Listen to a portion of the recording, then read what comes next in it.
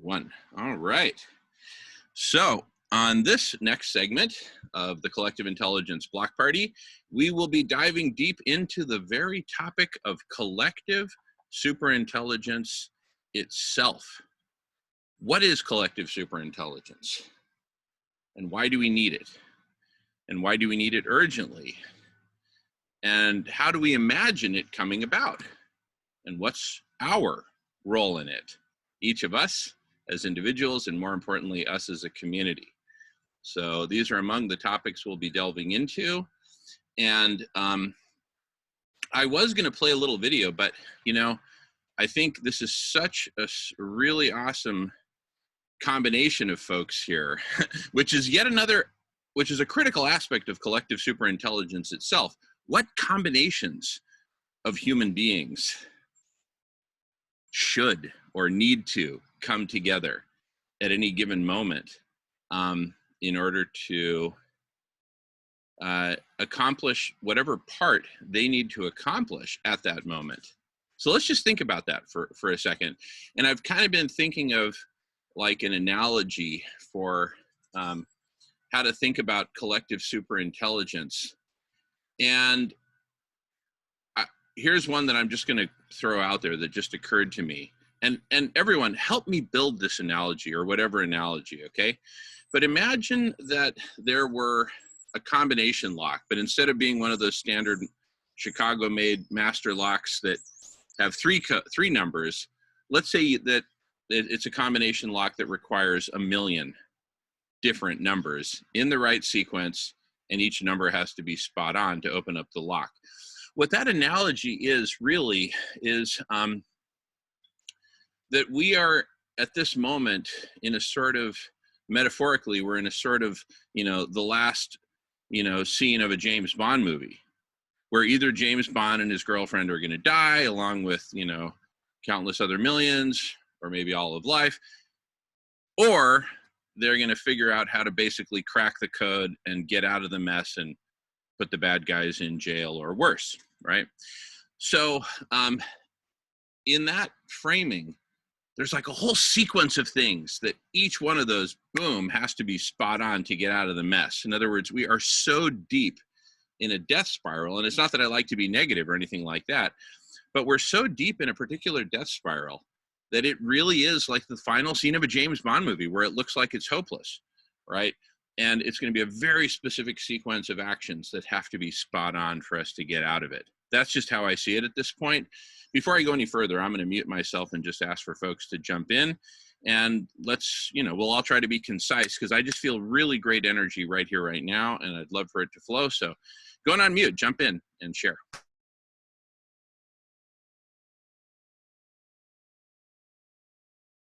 Well, I'll just quickly shout out to Dan Bader. I miss him. Hope he's listening to these, because I think there's a psychology that has to be attended to. There's no shortage of information, and your collective superintelligence definitely wants to get it all connected. And in the previous segment, I was thinking, what about getting Bill Binney in here? If there's any guy that knows about how the internet is all connected, it's Bill Binney. I just think he might want to jump in on this. But yeah, it's like there's something blocking the psyche of people to just say, let's get on with solutions. Somehow they've, this virus has got us all locked up, basically all around the world, billions of us. And how is it that we can't simply say, all right, we responded to a virus in a mass fashion. Why can't we get mirrors deployed in mass fashion? Thank you. Brilliant, Miles. Yeah, absolutely. Absolutely. Any more thoughts before I continue on the analogy and whatnot? Well, yeah, go ahead. Oh, no, you go ahead. All right. Well, one metaphor that's worked for me in this regard is making music together. There's an intelligence that a band has. And I've learned that playing at the same time is not the same as playing together. There's an evolutionary leap necessary to become aware of each other and to build the trust necessary. The compassion games is a great example, but what that's really led to is even a better example is the sign network that we've set up, the synergized impact network exchange. And it's all based on trusted sharing. And that seems to be the core and the trust that's necessary. So the evidence of that is I'm an admin on over 250 Facebook pages. And if you want to test the trust issue, and some of these are huge, is people, when you say to someone, okay, well, you got to make me an admin on your page, that immediately brings out all the kind of sensitivities we have about proprietary issues, about vulnerability, and it's getting to the real deal, getting to the real thinking together about how we turn what we have into what we need. And I know that for me as a contributor, I'm inspired by the work of Marshall Gans. And he has this beautiful definition of leadership where he says leadership is not a position, it's a practice. And he defines it as accepting responsibility for enabling another to achieve purpose in the face of uncertainty.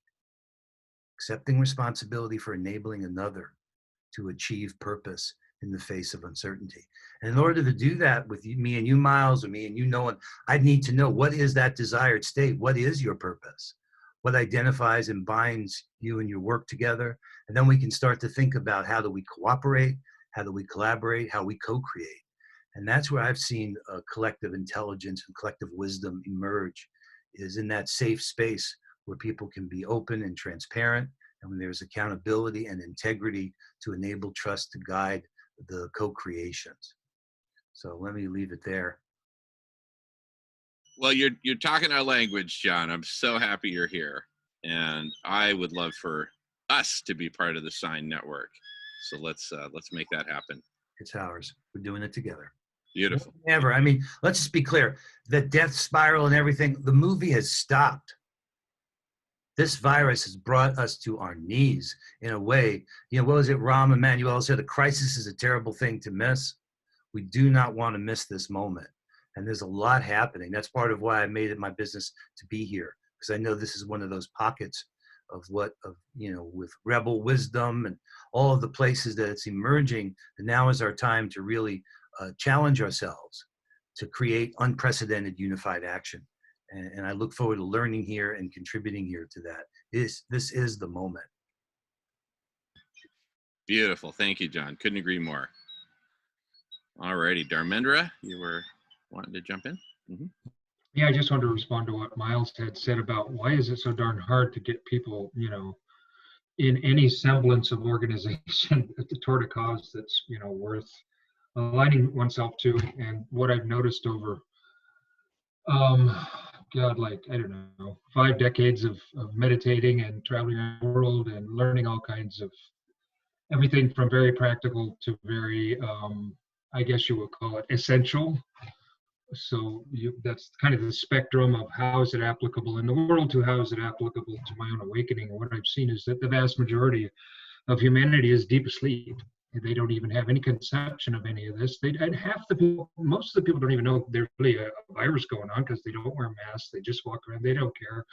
We encountered a woman the other day in a store who worked there, and she didn't have a mask on. My wife said, "Well, why aren't you wearing a mask?" She's, you could get this thing. And she said, and the lady who worked at this place, Walmart, says, "I don't care if I get it." And then my wife looked at her and said, "What about everybody else if you get it?" And she just went on. She didn't care. So it's like we're dealing with, 99% plus people that are just somnambulists. They're just walking around asleep. There's nothing you can do. So we have this, what we've been calling the Dos Equis phenomenon here. Just like a sharp stick in people's eye, and so they get that for a moment. They go, oh, okay, so I can't go outside, and that's about all they do. So we've got these like what John was saying. I like that term, these pockets, where we're starting to evolve, and we're co-creating our collective evolution is what we're doing here. We're co-creating our collective evolution in places like he said, Rebel Wisdom, and a lot of other places actually it's happening, like the Resonance Foundation with Nassim Haramein. I don't know if anybody knows who that is. or Richard Rudd with his Gene Keys, or there's lots of places where things are starting to happen. And I'm just really happy we're part of this. And I think really the thing at this point to be focused on is just whoever's coming here, we continue these transformational conversation spaces, because it's through this open-heartedness and empty mind, and just feeling safe in a space where everybody's starting to get in touch with their wisdom, and it's being supported, and everybody's being enriched by everybody else. Everybody's becoming a mirror of everybody else's wisdom, and we're growing so much faster than we would normally out there. And I know because I spent years meditating on my own and things. And although I did belong to a worldwide organization, it wasn't like I could always go there all the time because I was in India. So there were only periods where I could be immersed in the collective of that kind of thing. But now it's starting to happen all over the world through this Zoom stuff. And to me, more and more, it's just, I want to focus on these things and just stay conversational and transformational, because when the moment arrives and it hits critical mass, things are going to start happening. The real way things are created are like that. It's not about going out there and saying, I got to make this happen. That's the way of the old. That's how we got into the mess we're into with leaders and everything else, because they force their agendas, which isn't real. That's not how nature does it. When the moment comes for a flower to blossom, it just does it. It doesn't have to force itself or think about it or prepare itself or discipline itself. It's just the sequence of events has led to that place. So I see us as we come together and we keep sharing these transformational conversation spaces. At some point, and I know Jamin's really clear about this. Because I know he's like just chill out, man. Just come here and let's evolve together a little bit. Because at a certain point, when we cross a certain threshold, the do function is just going to take hold, and that'll just happen. I mean, I've seen it. That's the way it creates from essence, instead of from the mental or the emotional or the whatever, or the us versus them or whatever. The essential, it's just with nature, and we're creating something new here. It's a collective evolution that's unfolding, that's awakening, and nature's, we'll find out as we grow with nature, nature grows with us. It's going to manifest in whatever way it manifests. It's never been done before. So that's what we're part of. That's what we're creating, something that's never been done before. And it's happening very acceleratedly. So and it took me a while to realize that too, that let's not just do something. Let's just not do something for a while. And let's really focus on creating a quality space, first of all. Because out of that, until we have the intelligence collectively integrated, so interwoven, however you want to say it, interwoven with all of us, nature's not going to let that open up. It's not going to, because we need to develop something new, and it has to reach a certain critical mass. So it's just so obvious, and it took me a while to even capture that, because being a Tai Chi guy and a martial artist since 1970, and it's like, hey, let's get it done. Yes, I'm spiritual, but I need a way to, I put it through my body. I make sure I test it, or I take it out in the world and I do it. But this is different. This is something new, and it's very beautiful the way it's evolving, and just it's so beautiful to see each person's, as we become this multifaceted, multidimensional diamond, each one of the facets that we are, and reflecting all the other facets. It's just beautiful to see how everybody's slowly lighting up. And I just want to see, first of all, a bunch of Zorba the Buddhas, the Buddha on the one hand, but Zorba very grounded, very down to earth, very in the world, very human, but also Buddha, very meditative, very deep, very silent, very, very peaceful, very alive, very real, very, very honest, and very in the moment. So I think that's what's important right now to develop, and then the rest will just come out of that. I've seen it in my own life. When the time is ready, the fruit falls, baby. It's just, you don't have to do anything about it. So that's my blurb to get us started. I'll just respond quickly. As you were speaking, I had the image of truth behind a dam.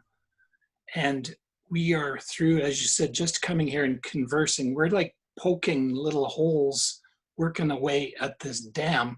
And the people that are concerned about keeping the truth, behind the dam and inaccessible, they're getting really nervous. So for example, it wasn't but a year ago that I was introduced to Dr. Rao through Jamin's channel here. And I never thought of plant-based diet being important until I heard him speaking. And since then, I know like inflation cellular or tissue inflammatory issues that I've had. They've disappeared, and I feel so much better. So that is an example of truth that is getting out. And now the dairy industry is on the ropes. The pork plants are having real serious issues. People aren't buying meat like they used to. And so it's an example. And thank you, Dharmendra, for making that cognizant to me. Beautiful, beautiful. All right, James, coming at us from Cork, Ireland. Go for it, James, brother. Yeah, great chat there. I agree. Yeah, I agree with what Dharmendra was saying there as well. Where he's coming from. But getting back to what the other gentleman was saying there as well, like we are all at the moment now being confined into our own little pockets, like, and that is the slap we needed all along. As Oscar was saying earlier on, we're coming into a new age of thinking and cognizance for humanity, I suppose. But that is part of it, and this is what we're, as you said, what the question is, what is it we're trying to form here on this platform. But we've already been forming it. It's already been set up. And I know a lot of people over the weeks have been getting frustrated from time to time saying, but nothing's happening. We're not doing this, or we're not, what's happening with this, or what's happening with that. And it has been, like, it is frustrating for some of them, like, I suppose, when they want to focus in on their own particular thing. But they weren't, I suppose, exactly getting either. The idea of what we're doing here is this, these conversations are just building that platform, and those people that are being forced into their pockets now and forced to think that they have no other choice now. We're all being forced into little pockets and thinking of that life may no longer be the way we viewed it all along. There may be some big changes ahead, and that forces a person to look in on themselves. So I think that is the initial. At the moment, it is the initial precursor to this change, and we are the platform that we've been building is the place where a lot of people are going to start coming when they're searching for the same answers that we are. So it's growing, and it's growing all the time. So it's and patience is a virtue. And thanks. May I hop in real quick, Jamin? Or Sure. somebody got their hand raised? No. The floor is free. No, it just occurred to me as James was speaking, just taking a martial art master as a kind of metaphor. A person like that will never, ever use their art against anybody for any reason whatsoever. They always wait for whatever's coming to come at them first. And then, and as an Aikido master, they literally take that energy and redirect it in such a way, at least at the level of mastery, to not only deflect and move that person in a different direction than the one they were going in, but also out of the space of harm and into a space of neutrality. And my point on this is that if we think we're going to go out there and attack this, then again, I'm going to take what I just said a little while ago and add this metaphor to it from a little different angle. The point is that we're going to be the same as we've always done. We're going to try and tackle this from, let's go out there and get this done. And again and again and again, that is the mindset that we're leaving. That's being disintegrated literally as we speak. The suffering son age is over. The age of the mother is coming. The mother doesn't go out and do that. The mother waits. The mother is a receptive principle. And then when that energy comes in, believe me, when the time comes to act, we're not going to have any choice. We're going to have to act. And that's the most realistic way to deal with a force that's much greater than any of us individually. As a collective, awakened a collective, and just setting up a communication network and developing our capacity to consciously communicate and transform our experience together, we're going to be the best prepared. Because as we already know, when nobody saw the COVID coming, I mean, how are you going to set yourself up to go out and attack that when it's coming and attacking you? That's what I mean about the master of martial arts. They don't go out and attack. They let the energy come in and they redirect it. And they even change the mind of the person in such a skillful way through that redirection that by the time that redirection is done, that person just walks off and forgets about the whole idea of attacking this fellow. Without any malice, without anything like, oh darn, I didn't do it. They completely forgot because the energy just totally took them out of that space. So it's like, on a collective level now, the energy is going to be coming in more and more. I mean, mark my word, people aren't going to stop eating animals and stuff right away. So there's going to be more of these pandemics. It's just going to get more intense because 99% of humanity, I don't see anybody changing out there. Nobody's doing anything. A few people are wearing masks. That's about it, and it's like, so how do we deal with this thing? Well, we keep developing our skills here. Like Jamin says, 4 hours to sharpen an axe and then 1 hour to chop down the tree. Well, duh, that's kind of the point. That's what doing all this is about, and that's a really good metaphor. And at the same time, the martial art, the Aikido master just said, let's just wait because that energy is going to come to us. And the more prepared we are by constantly reflecting with each other and growing in consciousness together, the better off we're going to be when we have to respond. But trying to force a response now when everything's in flux, it's just going to get ground up in the mix, is the way I see it. Because I've been through too many conflict resolution scenarios, thousands of them in 50 years, that he's just like, okay, bye. Otherwise we got time. I'm so grateful we have time to do this and develop this space, because that's what we need to do. And with the technology that Jamin and Nolan are slowly dreaming up, and I think it's going to be incredible. Beautiful, Dharmendra. And in terms of time is now different, and it's getting more different every day. In terms of, just think about an hour spent with all of us as a group working together versus me, myself, I don't know, sitting on the toilet thinking for an hour, right? Or me and my yellow pad.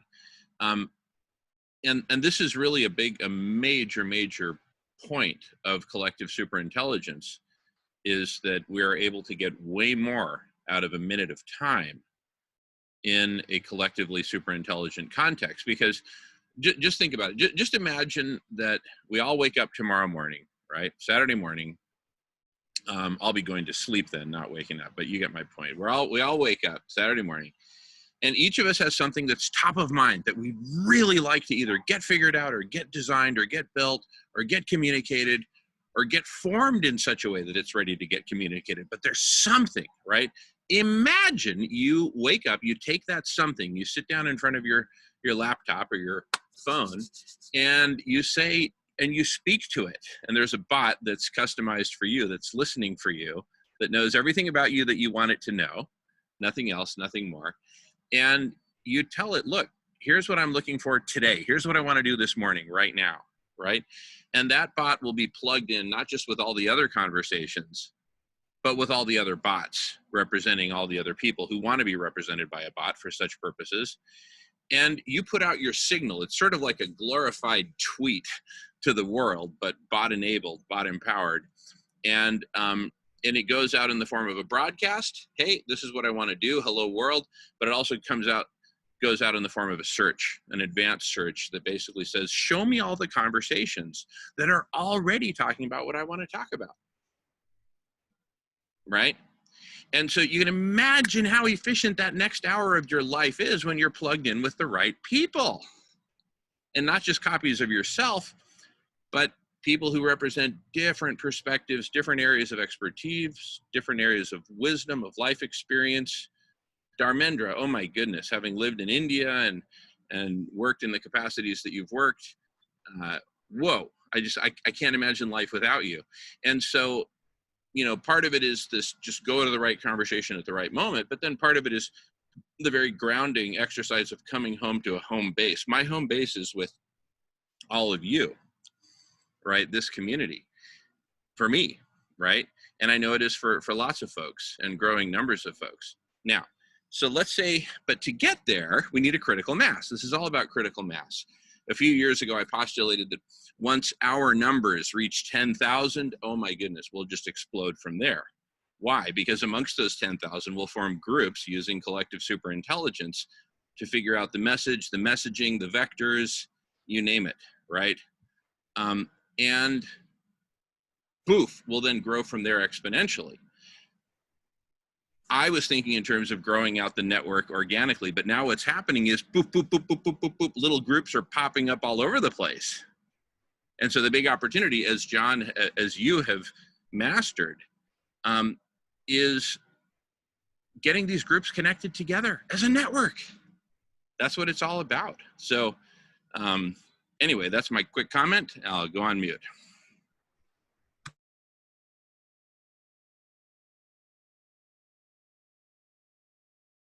Well, you know, I just love the conversation, and I also know the bridge between theory and practice is so important. That learning is doing. And for instance, there's an initiative happening around Earth Day. You guys know about Bella Gaia. They're one of the members of SIGN, and it's a remarkable initiative. Earth Day is going to be so different this year, it being the 50th anniversary and it all happening online, right? So these challenges are forcing us. I don't know if you, but I've been in a number of family reunions and reconciliations, and people are, you know, we're being pushed out of our comfort zone. And therefore, I don't know, and I'm a new member of this community here, but nothing like doing something together to really learn together and discover what's needed to evolve. So there's opportunities like that happening. We're planning for a huge gathering in June, a World Unity Week. There's Orville Looking Horse, is World Peace and Prayer Day. It's the Poor People's March that's happening online.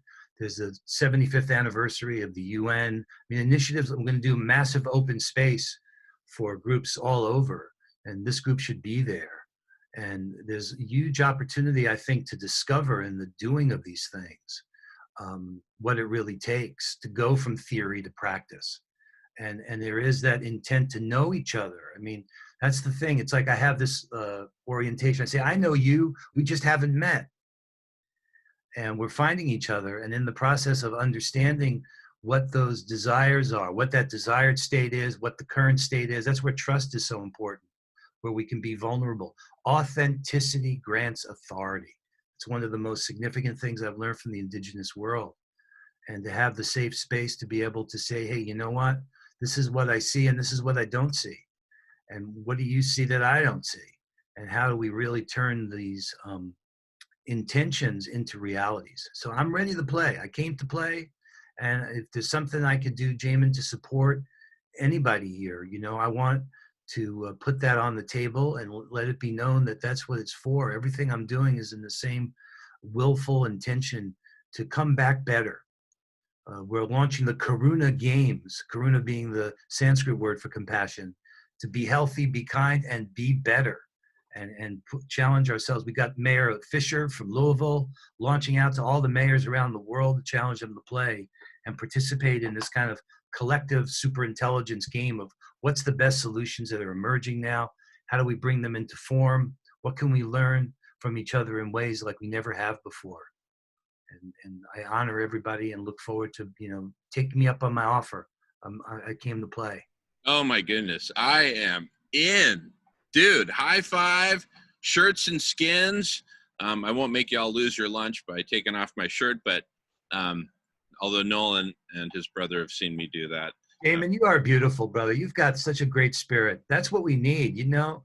We need that. We need to uplift each other and hold each other together. And I got to tell you one thing. We went to the Holy Land with Unity Earth, Chief Phil, indigenous leaders and musicians all over. We lit this global fire of one love in Ethiopia in Lalibela. The first week of February is World Interfaith Harmony Week. And we went just recently for the first week of February. We were in the Holy Land. And we went and lit the fire in the Valley of Megiddo, which is the Valley of Armageddon. And there was a call there for war to stop on earth. And now 90 countries have declared a ceasefire. They're going to stop fighting. Now, I don't know. Arnold Mindell calls it your second attention. You know, something beyond what is rational and we understand. There is something afoot. I don't need to understand it, but I honor that it's happening. And therefore, I just say, you know, now is the time. My goodness, John, I love every word that comes out of your mouth and every feeling in your heart. It's just absolutely amazing. Go for it, Dharmendra. Well, he hit on John there hit on one of my favorite subjects. Multidimensionally speaking, the second attention. There's also the third attention, and so I'll just because this also gets into the public and people see this later, and I need to repeat it a lot because I can't assume anybody knows this already. But what I train people in, I guess you can say, but it's not really a training because when you get into it, everybody has to do it. Everybody has to do what I do. So it's a training by example, and then you do it. But the way you do it is going to be absolutely different than the way I do it. But we go through 3 steps: first attention, second attention, third attention. See, now we have another concept grid, Jamin, to work with: shadow, gift, and siddha. We get it's first attention, second attention, third attention. So first you open up your first attention and you devolve your shadows. You're like, okay, this is what the first attention, where it's hitting me, how it's because I'm at work right now, so I'm already doing. So, but luckily I have a work where I can do this and do that too. But anyway, the second attention, which what's her name, Denise Aurora Satori Love, she's got that. I don't know all the names yet in order, but she's already asking for people to come up for a name for the second attention, and she's thinking about dusk and dawn. But for me, I call it dream waking. That's my name for it. So I decided to call it like that. The indigenous call it the entering the dream time. But it's what we do in the second attention, in the second phase of this work, which is called Accelerated Collective Evolution. And I do it on Vegan World 2026 as the Vegan Synergy Meditation. We do it every week. But that's what we do. Everybody goes through their shadow. And usually I'll give a theme, and there she is, speak of the devil. Just as I'm talking about. I was just talking about you, Denise. Okay, but let me keep going. So anyway, when we step into the second attention and the dream waking, that's where we open our vision up. We've dropped the stone that we've been carrying in the first attention and the shadow, and how it's scraping us up and bugging us psychologically, emotionally, physically, whatever it is. And then, but what we do is we absorb it into our heart, and we use the energy of the group, because at that point, when we step into the second attention, everybody's heart has to be synchronized. So I just say everybody's heart synchronized, and bam, everybody's heart synchronized. Because if you speak congruently with intent, that everybody immediately will join your game, especially if it's going up. Okay, and so then you work into the second attention, and that's a very, and I've done it here with Jamin on this very meeting and the other one on Tuesdays many times. In fact, I did it with Jamin and Nolan and Melissa and several other people for several weeks before I even started doing my own thing in Vegan World 2026. And then we step into the third attention. Then we step into the world of pure intent. Then you step into literally into your higher self. You allow the guardian angel to come, as how do they call it? I think it's color. I forgot what it's called. These bottles that have all the different colors in it. They call it Guardian Angel Comes to Earth. And it's actually one of the, but it's not a system I'm into a whole lot. I'm much more into scientific stuff like Gene Keys and human design and Enneagram and, and martial and Tai Chi and things that you can prove through your experience. So whatever I say, I actually do. So then we step into the third attention. When we get into pure intent, we're literally like different facets of the same diamond. And we literally, with the force of consciousness of whoever's in that space, a dozen people, we create a receptivity field for a consciousness of a higher intelligence that literally, and there is a science to this. It's been passed down through the Sufis for thousands of years. I just happened to be lucky enough to be one of the people that got to receive that. And I didn't receive it through any specific training. It was when I had a mystical death and rebirth, and basically went through the death process, and my consciousness got reformed. And when that happened back in 1993 in Italy, I lived in a beautiful place overlooking a lake with a group of people. We were hosting groups from all over the world. So we were already doing this in person decades ago. And anyway, when that force descended into me after this mystical rebirth, the kind of like, I guess you could call it, veil that separates life and death was removed from me, so I can peek right over that and connect with higher forms of intelligence. And so that's that. And they basically, those beings taught me how to work with the second attention and the third attention. So I feel really honored to be able to when I say that when the moment's right, the doing's going to happen for us. It's just going to overwhelm us. So I say, why don't we spend time sharpening that axe? because when we can develop those, and with Jamin, just the magic of that process that I'm sharing with you right now, the proof is in the pudding. Jamin and I were two guys eating a pizza 7 months ago when he came down to Mesa, where I live, to do Silas Rao's Vegan World 2026 conference. And so we met at the end of that conference and we had a discussion. And he said, well, I'm into this thing called radical collective intelligence. And I said, I'm into accelerated collective evolution. Maybe we could do something together. And it's been evolving ever since. And a lot of it, I think, has to do with Jamin's spirit and my I call it three treasures.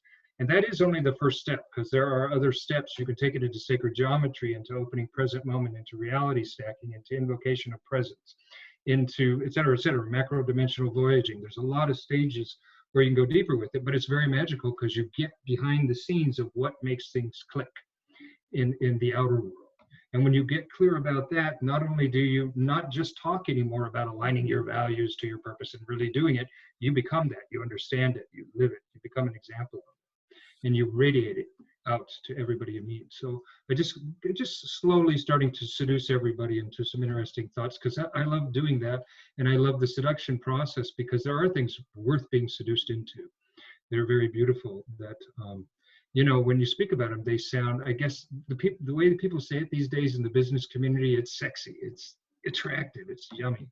So, so that's the kind of stuff that's what I do. That's what I work with. I created Accelerated Collective Evolution like 26 years ago. And now thank God I met Jamin 6-7 months ago, because now through him and me through him and him through me, and I got to throw Nolan in there because he was there all the way through it too. And so was Evan, and so was Melissa, and a couple other people who come and go in the meetings, but we're the most consistent, it seems like. So anyway, just wanted to throw that in to add a little fire to the fuel to the fire, whatever. Hi, Denise. Welcome, Denise. Oops. Hi guys. Hey, how you doing, Denise? I'm good. Can you hear me? Oh, I'm not even on mute. Whoops. Yeah, I was listening on Twitch, just so you know. So I was listening to John Raymer, and my stream went off a couple times, and I was like, I want to hear, so I had to jump on. For some reason, I think it's better on Zoom. Of course. This is the pure signal. Back to you, Denise. Yeah, I really appreciate the talk about consciousness and compassion. I heard both what John and Dharmendra were talking about, but I don't think I heard much of others. So sorry, because the signal was in and out here. And I think that's really, really key. That I've been in a lot of communities where people want to be conscious, but they're not really finding that way, or there's not a lead or a signal, or so making these games is key. And what you were talking about, John, with the thing in June, I definitely want to hear about it. And thank you so much for saying that you're here for us and for then me, because people like me need you, people who hold the torch in creating compassion around humanity. I feel like I've been in a few worlds where I'm like, compassion, compassion, compassion. And then I'm like, oh, I'm not being as compassionate as I want to be myself with their experience. And as a female, everyone has their own experience. And I think it's about being able to understand each person's experience and having compassion for each one and their perspective and their journey. And I think we're all learning to appreciate the diversity of experience and how to love it and escort it into a beautiful experience like Dharmendra is speaking about, where we're collective conscious creating realities that we love and we like. And Dharmendra, I totally love what you're talking about. I'm glad I got to hear it a little bit more. I'm really into that, and that you can be so precise about getting into that state and calling it forth, and everyone snaps into it. That's a great ability and tool, and thank you. So I had a back spasm today, so I have a little bit of a headache, and I'm not the chipper me that I've been in the other groups as much maybe, but it's a great conversation to participate in anyway. So I just want to say hi. Wow. Thank you. Wow. If that's you and you're not chipper, Denise, I can't imagine. I can't wait to see you. But you're so wise. You know, learning is healing, and healing is learning. And this is what in fact, here is a paper that Chief Phil Lane and I wrote. It's 11 years ago now on deep social networks and the digital fourth way. He brought to me I met him at an event in Seattle. 40 years of consultation amongst indigenous leaders led to these 16 guiding principles. And Phil had never used a computer then, and now he's one of the amazing masters of the social media world, walking the red road and many.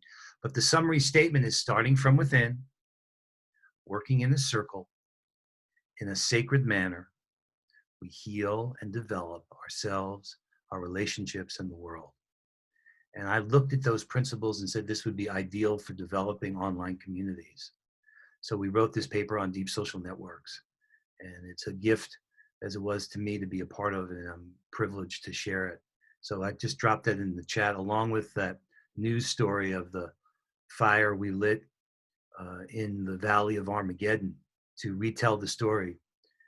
Pat McCabe was there, a Diné medicine woman, and she talks about how we were there to retell the story. And we are all retelling the story right now. And like people, you know, someone mentioned when you see people lived in a depression, how they're taking rolls and stuffing them into their purses because of the fear of food. And people, when they find, oh, they lived through the depression, oh, it's okay. We're living through an event like that ourselves, that we're going through something here that's changing everything. And we're somewhere between no longer and not yet. And that's, for me, so exciting, and that we have a chance to start to shape this. So it's an honor to meet you and know that, yes, I mean what I say. I am here for you and for all of us in this together. Ooh, I gotta say something. Ooh. Based on what John just said about we're no longer where we're coming from, and we're not quite where we're going to. But then a couple of synapses connected in my brain, and I remember how the Enneagram works when it comes to transformational processes, not typologies, transformational processes. Which is what exactly and actually the Enneagram was originally intended to be about, according to Gurdjieff, who got it from the Sufis, who was a Russian mystic and enlightened being back in the earlier part of the last century. And when you're in that place where it's at the bottom of the Enneagram, between the 4 and the 5, right in the middle where it splits. But when you're in that place where you're no longer where you were, and you're not quite there where you're going yet, that's the place where the greatest amount of light can come in. And it comes in through what's called the harmony of nature. And that is why all of us are talking so much about nature and everything else. But in this, it has to come in through a collective. At an individual level, it's not enough to ignite a new current of consciousness. So I don't know. This is just coming through. I didn't plan on getting where I'm.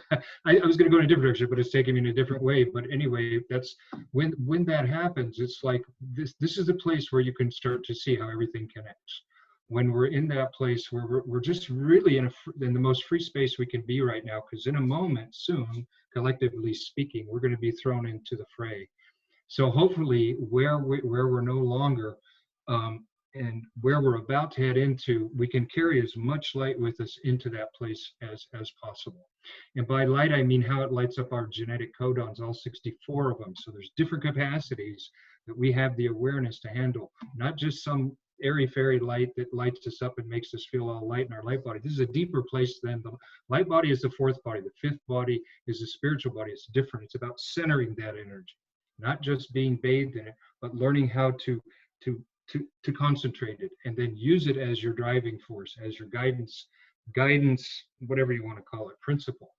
And that's a whole different ball game, because then you're stepping into actually the first, like the physical body of your higher self, which is a pure energy form with spirit, but it also has physical capabilities, and that's where we start to connect into it. But that's what that gap we're in right now is, between, you know, so far from where we've come, we don't know where that is anymore, and we certainly can't figure out where we're going.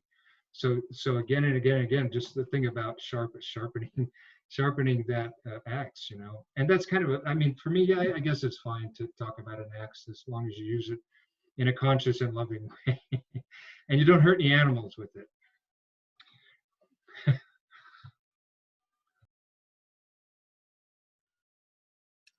Beautiful, Dharmendra. Oh my goodness. Denise, I just can't thank you enough for being here. I am so honored, particularly with what we've gone through before, but that's actually helped to weed out what we don't want here. So you've given us huge gifts, huge gifts. And I guarantee you, you will not be bothered again on my watch.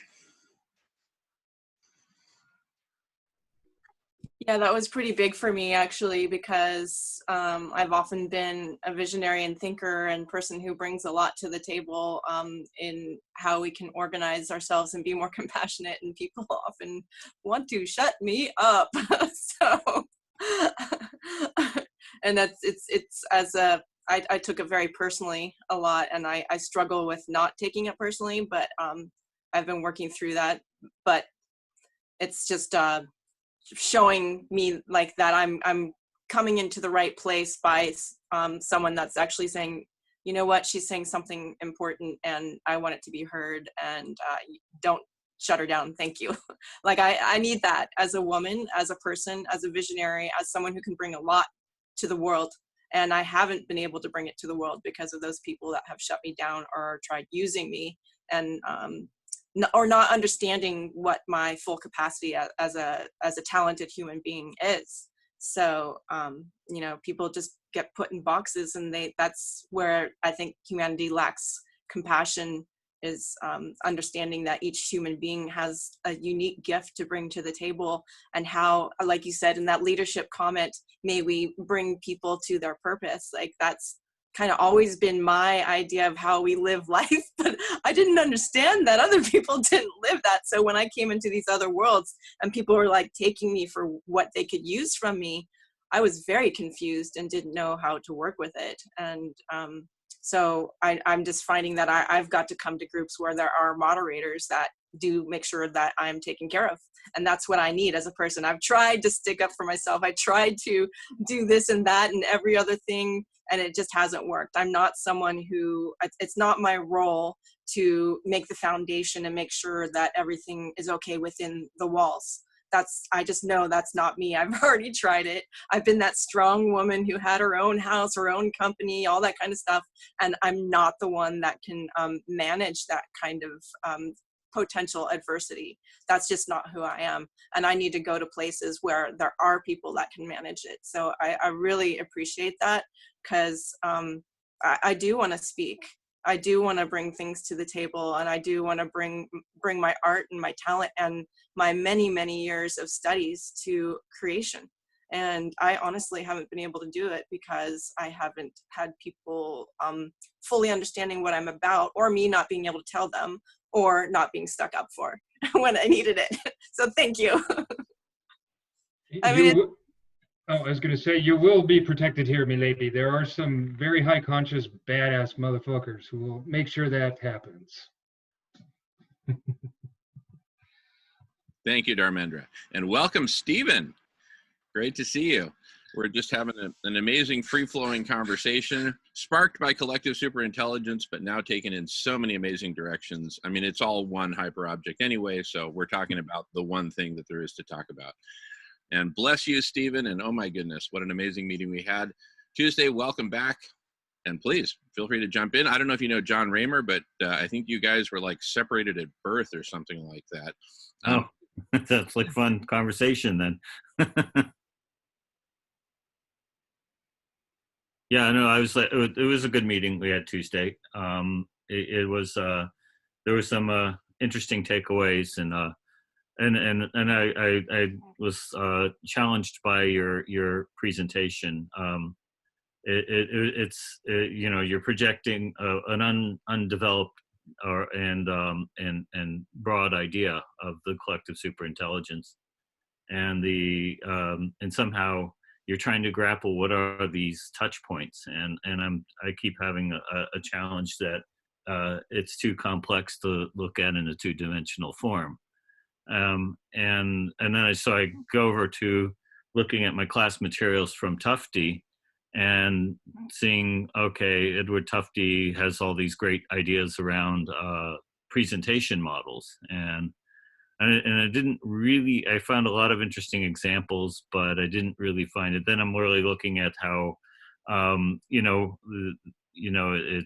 challenge we're in is you're creating a next level body, and almost how do you define a body, and how do we project the development of a body? And so here's this new being, which is a super being, which, in a sense, I've been on that path of understanding we're creating a super organism and the strange part about this super organism is it lives in an ethos of narratives and ideas and these things, and it really comes back to our challenges and our of just being human. And even there was like that little episode we had with Fred a while back where he's trying to talk about sustainability, but I mean, where we're breaking the bonds, the agreements of nature, we're finding nature still has a very firm hold on things. And yet we're at that point where we're arrogant enough to believe that we are in control. Yet we're also discovering that we are not able to deal with the complexities of being creator.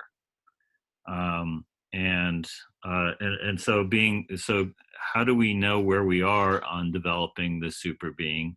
How do we know where this should take it? And how do we know what is a productive influence and not a productive influence?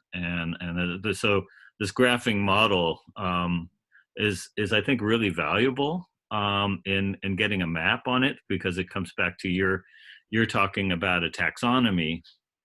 And then when we go into the search engine world, taxonomies break into multiple dimensions. We can no longer live in the two-dimensional model because the information space has now got more complexity and more influences and perspectives. And so still lost. Still just not really getting a bearing on it, but I know it's an interesting direction, and I don't have a good graphing model to offer you yet. I'm complete. Beautiful. Damon, may I hop in for a sec? Of course. Because all of these new people that I haven't met yet, because are really pinging my interest things. But just the way Stephen is speaking, and nice to meet you, Stephen. I'm Dharmendra. But just the way he's speaking, he's using all the kind of words like I use, describing it from a totally different angle. But see, that's how we're starting to unify in a really freaky cool way, not a freaky weird way, but a freaky cool way. But what I wanted to say is he was talking about this superorganism and stuff. It's like I keep saying, when we come together, all of us, and we're really tuned up and in our higher consciousness, we're literally like facets of a superorganism. And we each have a unique angle into that superorganism, and we each can bring something different to the table. So again, like what I was connected to in my theme earlier about just continuously sharpening the axe and training ourselves. It's not just a superorganism, it's a superorganism that can sync with other superorganisms and mirror them almost like perfectly. The only difference being it's our specific take in this model that we're going to relate to, so we have to apply it. So the difference is in how we apply it. But the actual principle can span across many different, I guess you could call it, scenarios that are very similar. But the idea is as we jump into that second and third attention I was mentioning earlier, especially the third attention, where we're actually really working accelerated collective evolution with intent, we can more and more start to train this thing we're developing, because where else is it going to come? We imitate nature to create a lot of things in the world. What if the next step for us was to imitate the nature of us and make that be what we're going to model into the world? That's like the next step. I just kind of picked that up because of the collective that's coming together. It's never been available before. One person just can't do that because they only can look into themselves. It's kind of hard to study yourself from a mirror. But when I have all these mirrors in front of me right now, each getting a different take off who I am, and me getting a different take off each of who you are. then that's when we start to train this superorganism we're talking about through our consciousnesses first.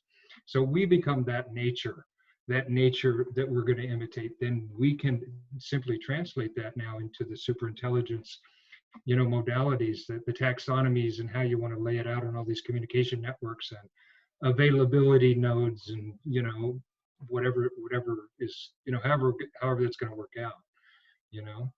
So I don't know. I just wanted to throw that in because it kind of piqued that things are starting to merge now, interesting, from different directions. We're all starting to see it in similar ways, and I've never had one word with Stephen until I just heard him now. So that's it's just interesting. I love it when the synchronicities start to happen, because it means we really are not just talking about it, but you can't do that kind of stuff unless you're already tuning into higher frequencies, because you just can't reproduce results like that with that kind of consistent synchronicity matching going on. So I just wanted to throw that in.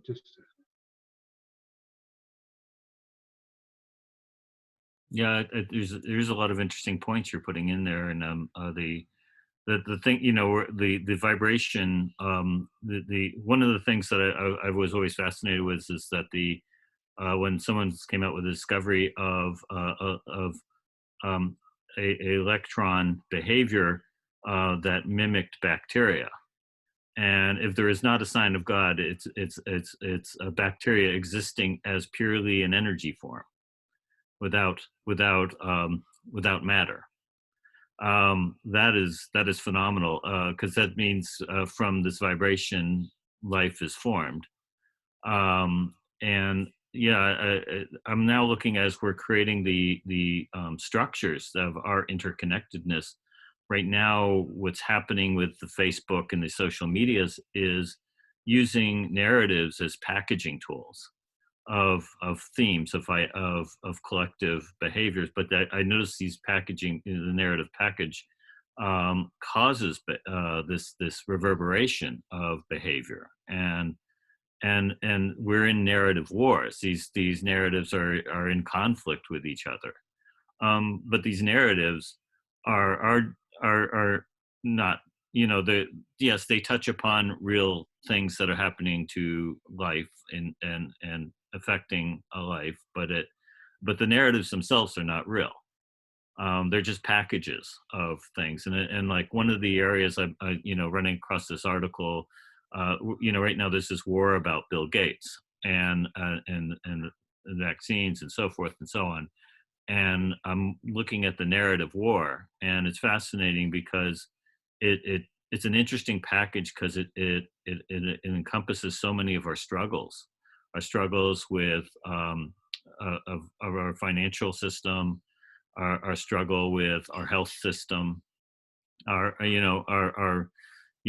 struggle with nature and trying to defend ourselves from nature's mechanisms. And all the other personality in between. And so it is a really fascinating package. I think that is a beat of what's going on. So yeah, so the vibration of those things are, how do we read that? How do we navigate that? It's really, it's a struggle. And not only that, how do we get so good at doing that we can get to a point where we have spontaneous capacity to transform a narrative on a dime into another narrative, because we're so interconnected and we've got the network set up in terms of consciousness to where we can relay the information and create trends, even if they're just subtle shifts, not major ones, to shift narratives just a little bit one way or another. I think we could get really good at that really quickly, because I really like where you're coming from and how you're meshing all this into the way we communicate collectively in the different platforms and different scenarios that we do that in.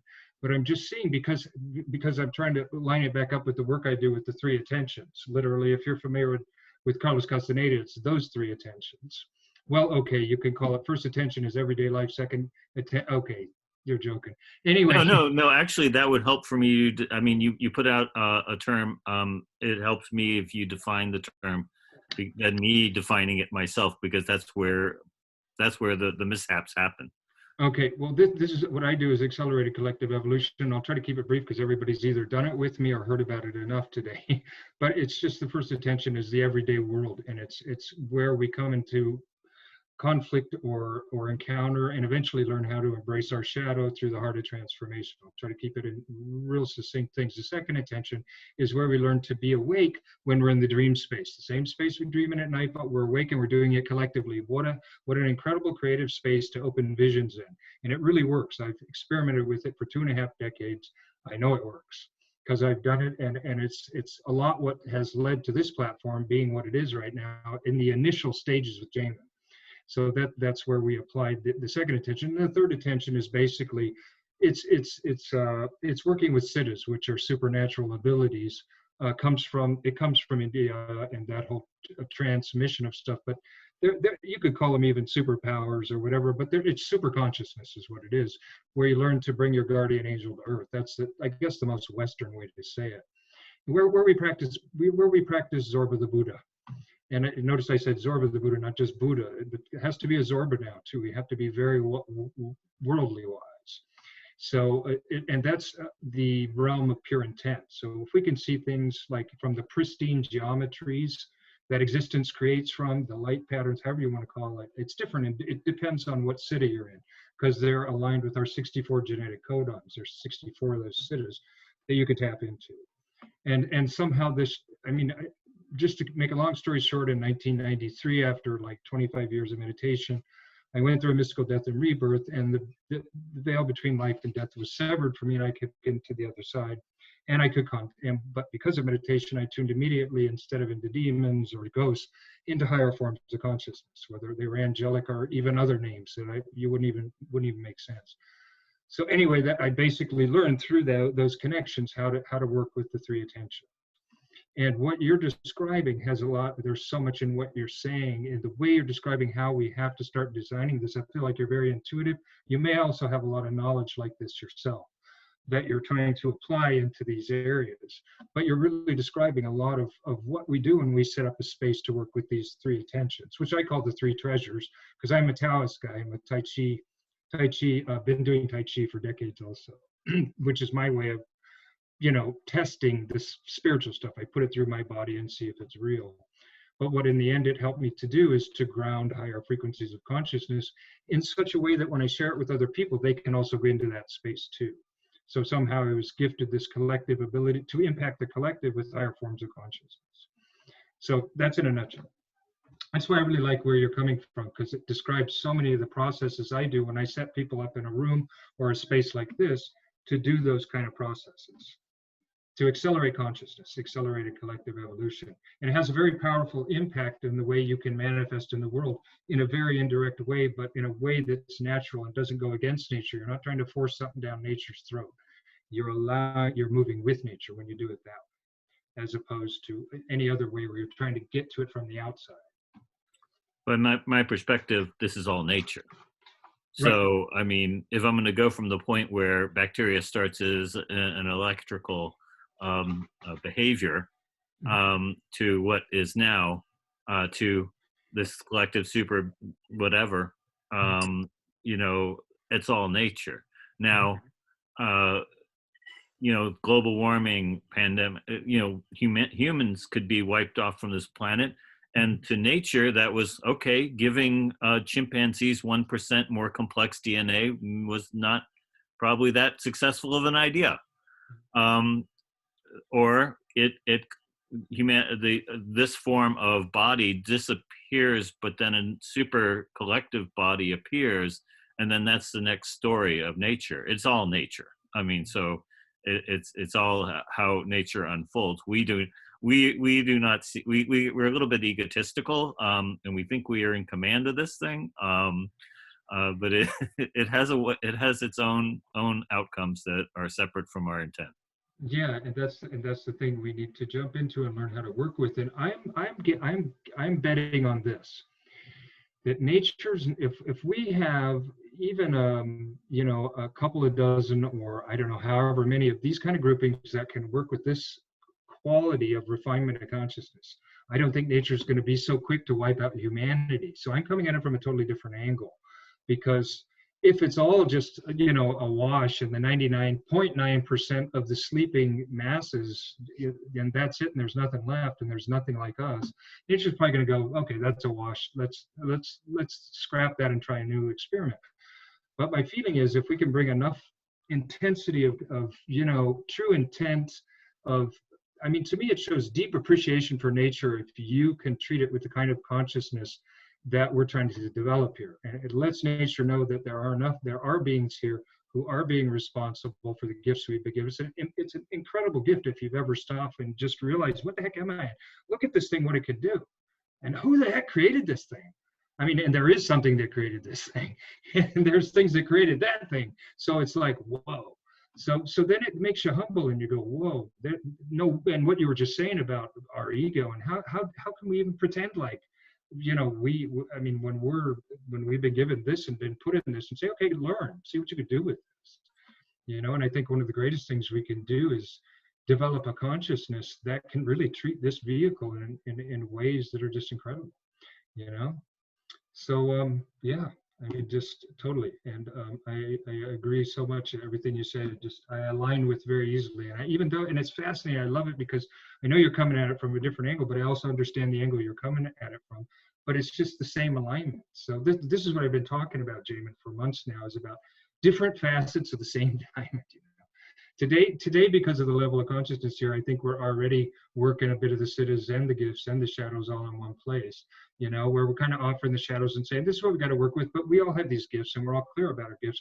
And we're starting to tap a little bit into the siddhas. And that's what I like it the best.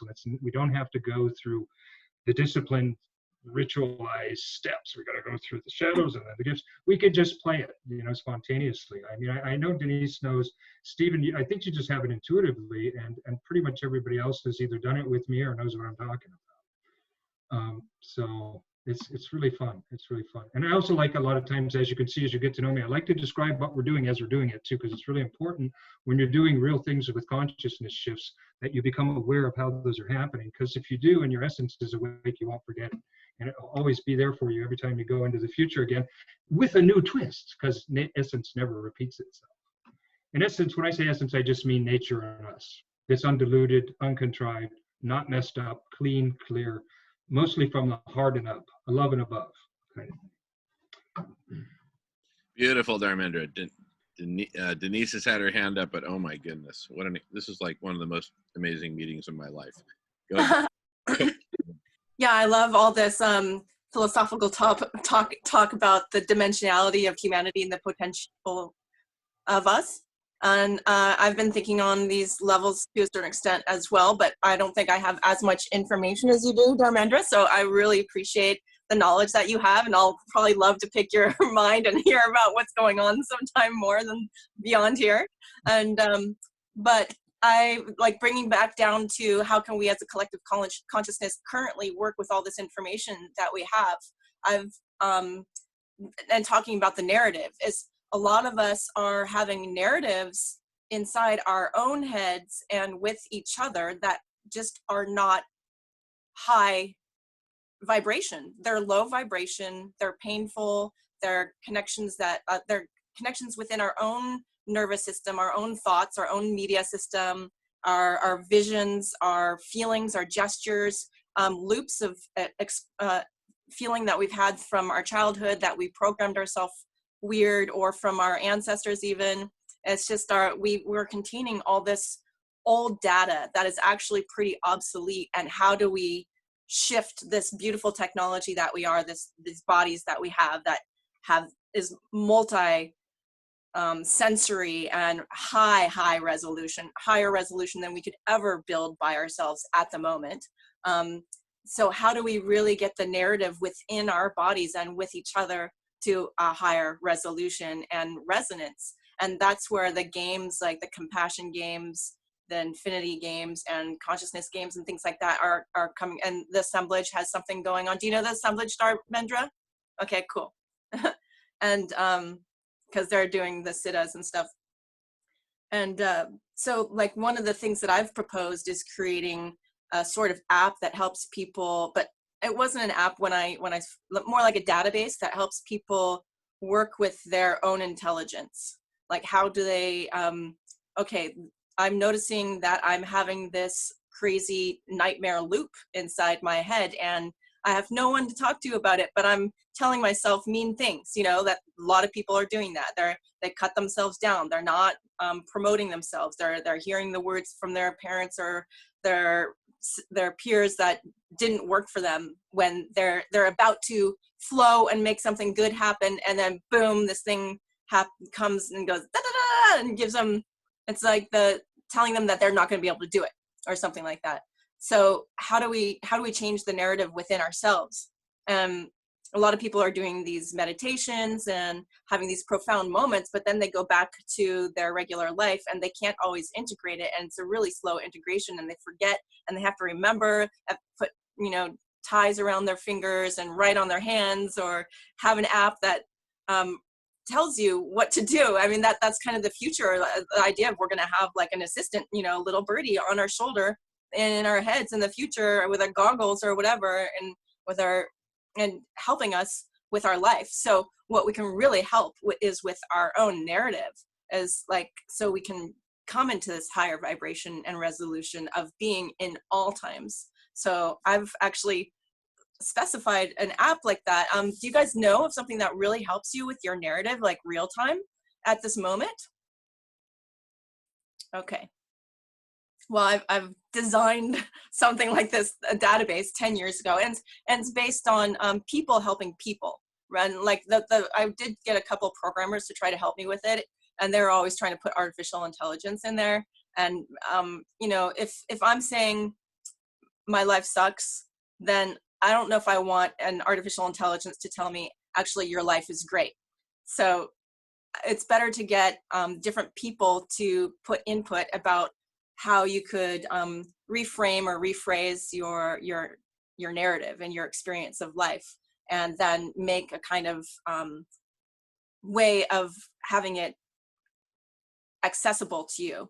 And that could be in chants, in visualizations, in meditations, or just reminders. It could test your biometrics and say, your heart is out of coherence. What are you feeling right now? And then you say, and then you have the answer of how to shift that, what you're feeling. So you have to be a seeker, and you have to choose that you want to have the change to have a higher vibration. But there are enough people already doing that.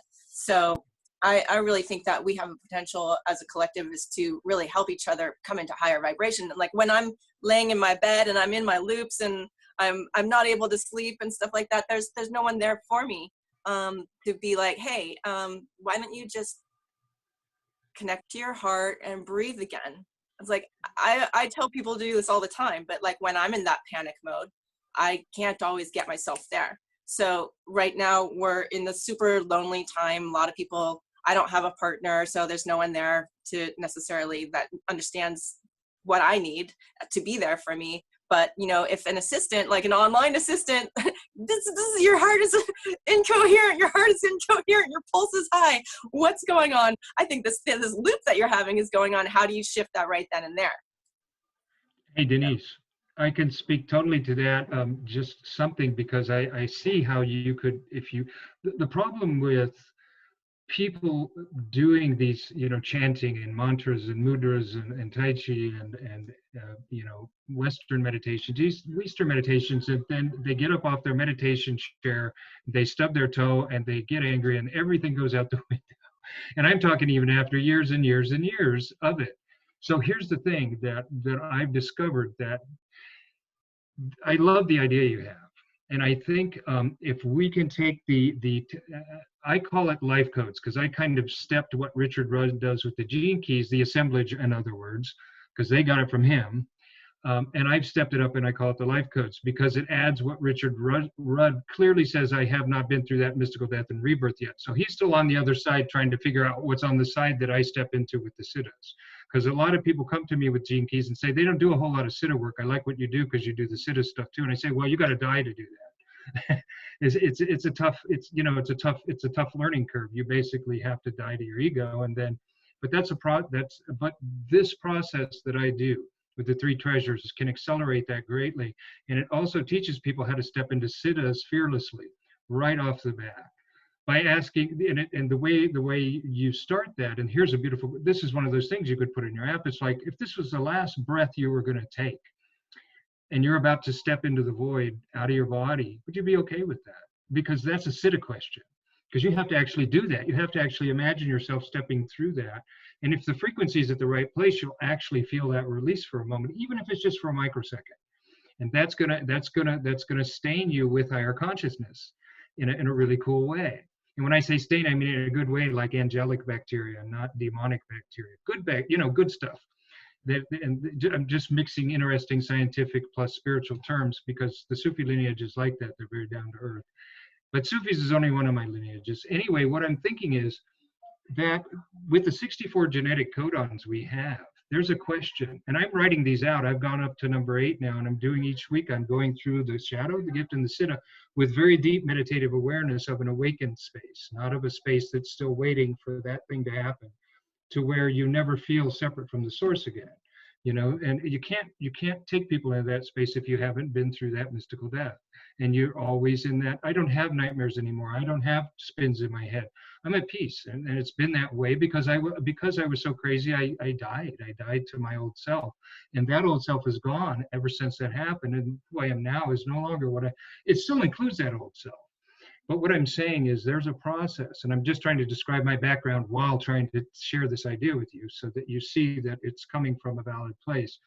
But what I'm saying is to take the 64 genetic codons and start to layer them in as questions, because there is a question for every single codon at the shadow level, at the gift level. And the thing is, as I work them out, I do a weekly thing where we're going through each one now. Every week we do a theme of one of the life codes, and we go through all 3, and then everybody in the whole group goes through all 3. And that's the meeting. And people love it. But it's a little scary, and it's not a ton of people yet because people don't really quite know how to put it in their life yet, because they don't realize by working on that, their whole life's going to change. They don't have to focus on their life. They need to focus on themselves. And that's the real truth behind, if you want a different life, then change yourself. But it's not an affirmation. It's a diving into who you are in reality, and facing sometimes some pretty scary stuff. But with a really safe space, people feel okay to cry, to feel fear, to feel whatever it is, but not in a way where you explead it all over the space, but where you handle it with consciousness and you say it, you give it to the space with total feeling, whether it's sadness or pain or whatever it is. But you say it with understanding, because when you offer it that way, then your heart can really absorb it and transform it. And then you can shift into opening your vision up and seeing what your creative vision is. So that's what I'd love to develop more in a space like this, where we can get, talk about what the assemblage does. I'm saying let's do that at the next level, where we could take it and put it into an app that you can pull out any time, instead of having to go through that long, slow process of finding out what because it could be a different siddha any time. It's not necessarily always your activation sequence or your Venus sequence or your Pearl sequence. There's all kinds of other sequences, and there's all kinds of things that don't follow sequences. It just depends, where you're at. You could be being affected by a conditioning force from the outside, and that has nothing to do with any of your sequences. It has to do with something that isn't you. You know what I'm saying? So just what you're saying, it sounds like you could create an incredible app with this, and we could say it however we want. The 3 treasures instead of this, whatever. It can be called I like 3 treasures. That's what I use, borrowed from the Taoist system, because I'm a lover of, I read Lao Tzu when I was 15 years old, the Tao Te Ching, and that took me on a journey that changed my whole life. And then I became a guy who took me 4 years before I got to India and found somebody who knew this kind of thing, who was literally a Lao Tzu. But it's a beautiful thing to see that even the vitality, it's vitality, energy, spirit. Your vitality can get really caught up in shadow stuff, but your energy is for your visioning, and your spirit, it's obvious. That's what you really are. But the only problem is we don't see it. We can't contact it. We don't have a way to get in touch with it. Most of us don't. Some of us do. Some of us are really fortunate, but it cost our life to do it. You had to be willing to put everything you are into it. You have to be willing to have gone through the total disillusionment and go, there's nothing else that's going to work for me. This has to work for me, And many people are coming to that very quickly, So I think your app could speak to all of that. The only reason I said all of that is because I'm talking about the app you're speaking about. It sounds like it would be incredible to package that. I bet you could do it. Sounds like you could. I've thought of a bunch of them. That's the thing. So yeah, I'm definitely gonna come to your thing. It's on Thursdays, right? 5:30 Pacific time. Okay. Yeah, And go ahead. yeah, it's on your page. It's on the page you asked me. You invited me to join it, and the links for every week. You just click on it. It'll show you the link. Just click on the link. You go right in. Cool. The Conscious Collective Dream Awake group is That- posting about this and Yeah, has your yeah. information. Great. Yep. Yeah, right. Excited. Yeah, as you said to. You said post it. I said okay. Yes, please. And that way I can access it and whoever else wants to. But you know, if you do a few of them, and you can ask Jamin or Nolan or anybody about their experience, that they can do it. They're pretty good at it now too. They can. I'm fully confident any of them could take you through a shadow gift and sit a space, even if they feel like they wouldn't do it perfect. I know that they can tap into each of those places because they've done it with me more than a dozen times. It doesn't take a ton of times. You know, like 12, 13, 14, 15, 2, 3, 4 hour time. Each time is like 2 hours, but sometimes it goes over. That's about all it takes. It's like a super accelerated training, Super you know? cool. Yeah. But once you get the hang of it, then with your brilliance, you could just start looking into the gene keys yourself. And I would recommend the 64 Ways. It's a different book. It's more expensive than his main book, Richard Rudd's main book, because he gets more into the down to earth of how they work. I have his main book and I've gone through it, but it's so deep. So it would be really nice to go through this thing that you're talking about. Yeah, because I do it as just a full immersion experience, and as you picked up, I can do it in such a way that it catches everybody else into it, and they can do it too, because somehow my doing it affects everybody to the point where they do it. So Amazing. yeah, Cool. yeah. All right. Well, Stephen has his hand up, and thank you for your patience, Stephen. If I can ask you to be patient for like 60 more seconds, I just want to welcome back Stephanie. Great to see you, and welcome Michael Gallo. And it's interesting. A little bit ago, Denise, when you posed the question, and you said, "Does anybody know anybody in the world who's working on something where it's like, if you're not happy with your narrative, you can, jump into this thing and it will help you work on your narrative." So, ladies and gentlemen, it is my profound honor and distinct privilege to introduce to you the Doctor of Narratives, Dr. Michael Gallo. And I'm just being kind of dramatic here. Anyway, sorry, Michael, if you'll forgive the dramatic flair. Michael's also really into acting and all kinds of amazing stuff. I'm so happy everyone here gets to meet everyone here. I just want to honor that Stephen has had his hand up for a while, and thank you again for your patience. I just wanted to give Michael a warm welcome. If you want to go with the flow a little bit, Michael, feel your way in. Let's anyway, say hello at least, Michael, if you feel like it, and share if you want. I just want to be respectful of Stephen, who's been waiting a while. But you're on mute, Michael, and feel free to unmute and say hello whenever you feel like it. Am I on mute now? Yes, you're good now. You're good. Thanks, Jamin. Is that Denise from Tulum down there in the little box? Yes, it is my ex-roommate and old friend. We know each other, Jamin. We know each other, of course we do, for years. But Why am I not surprised? I mean, when he started speaking, I tried to loop Michael in earlier today, but then I was like, nah, he's busy. But I'm like, Michael, get your butt in here, kind of thing. yeah, cool. Good to see you, Michael. We were planning on having a conversation anyway, so here we go. We have been for a while. Yeah, I was just down in Tulum a couple of months ago, and we meant to connect then, and we just missed each other. Which, yeah, I was talking a bit about narrative and collective intelligence down there too. Great to see you, Denise. How's it going? Are you down on the beach right now, the beach area? No, I'm in Where Northern California. Oh, wow. Back in the NorCal. Yeah. I just came to California right before everyone was like, quarantine. So I came to State's Refuge up here. Great to see you. So what's been happening in this conversation? We're talking about narrative, huh? Talking about so much cool stuff. From collective superintelligence to the superorganism that's now in the process of forming. I think of this meeting like the super being starting to have kind of its first thoughts right as it's coming out of the womb, right? You know, each of us is a neuron, and now we're all connected. These 12 neurons are all connected in this super cool configuration, and it's alive. And it's just like, you know, these are the thoughts. These are the voyages of the Starship Enterprise. These are the thoughts of the emergent superorganism to boldly go wherever a given combination of human beings will dare to take it. Oh, but it doesn't stop there. No, there's other clusters here, there, and everywhere. And now they're all getting hyper connected. And thanks to people like Denise and Stephen and Michael, it's just like we're just like the globules are connecting, and we're just like whole sectors of the brain are connecting with other sectors now, thanks to folks like you. Great, Jamin. As always, it's a pleasure to be here. Hey, Nolan, how you doing?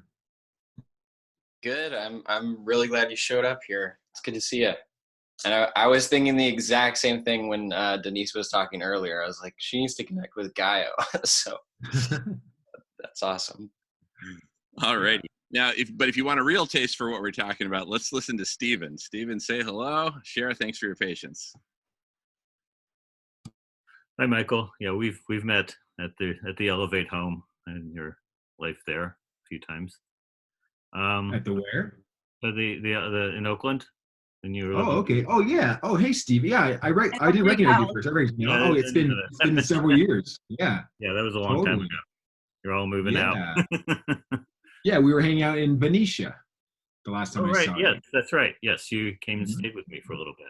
God, how it's weird how memories get so disjointed. Oh, yeah. But yeah, what a journey we've been on since then.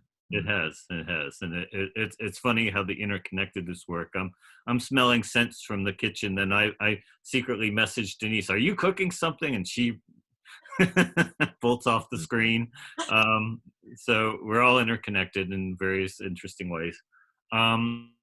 Yeah, the topic, you know, we're talking about the super intelligence, and I can't help but keep hearing our work and our struggle and compromise around this concept of colonization.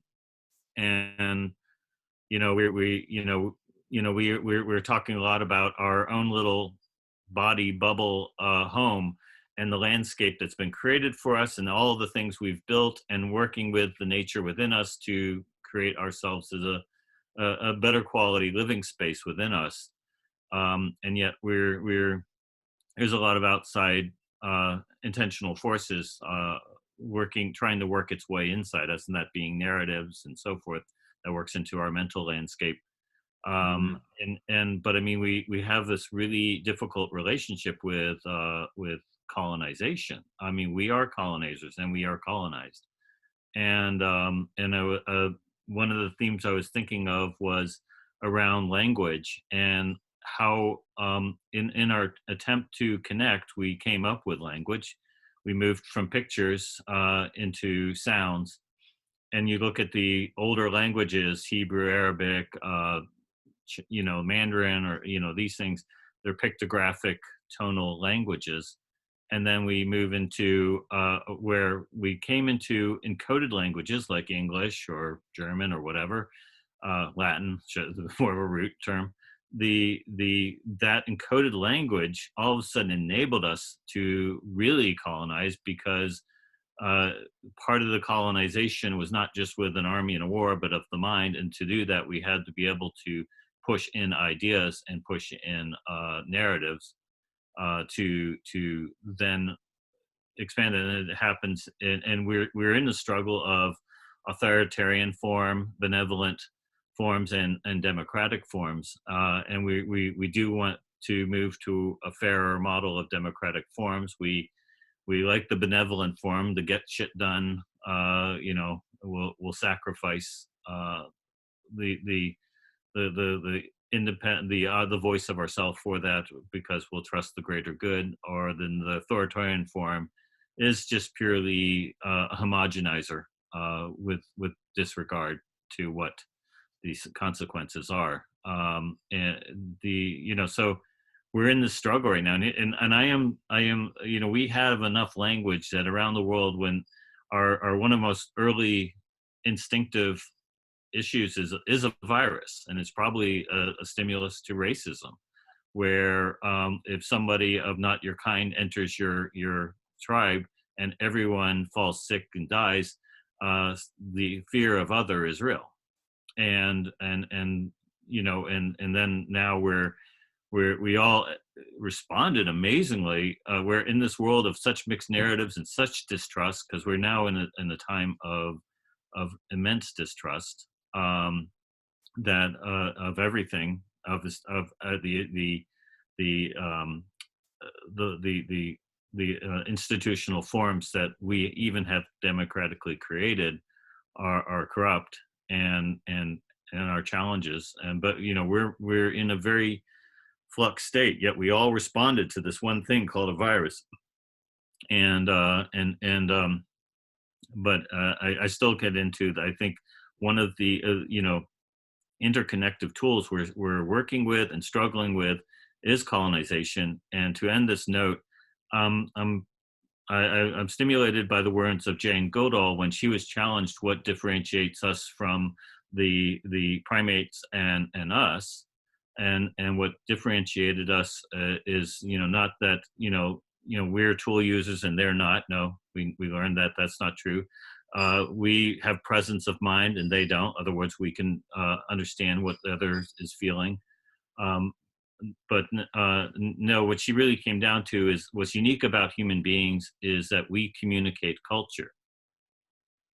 And so as we're in this conversation of the collective, the super organism, or the collective consciousness, is this aspect of communicating culture. But how can we use this tool and be mindful of the impacts of colonization? And with that, I'm complete.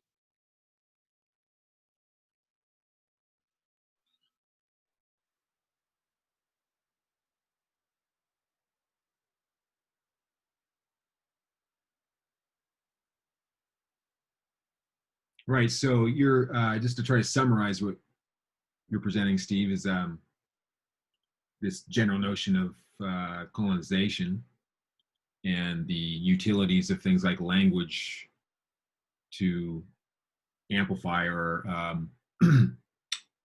make persuasions or manipulations into further degrees of colonization using language.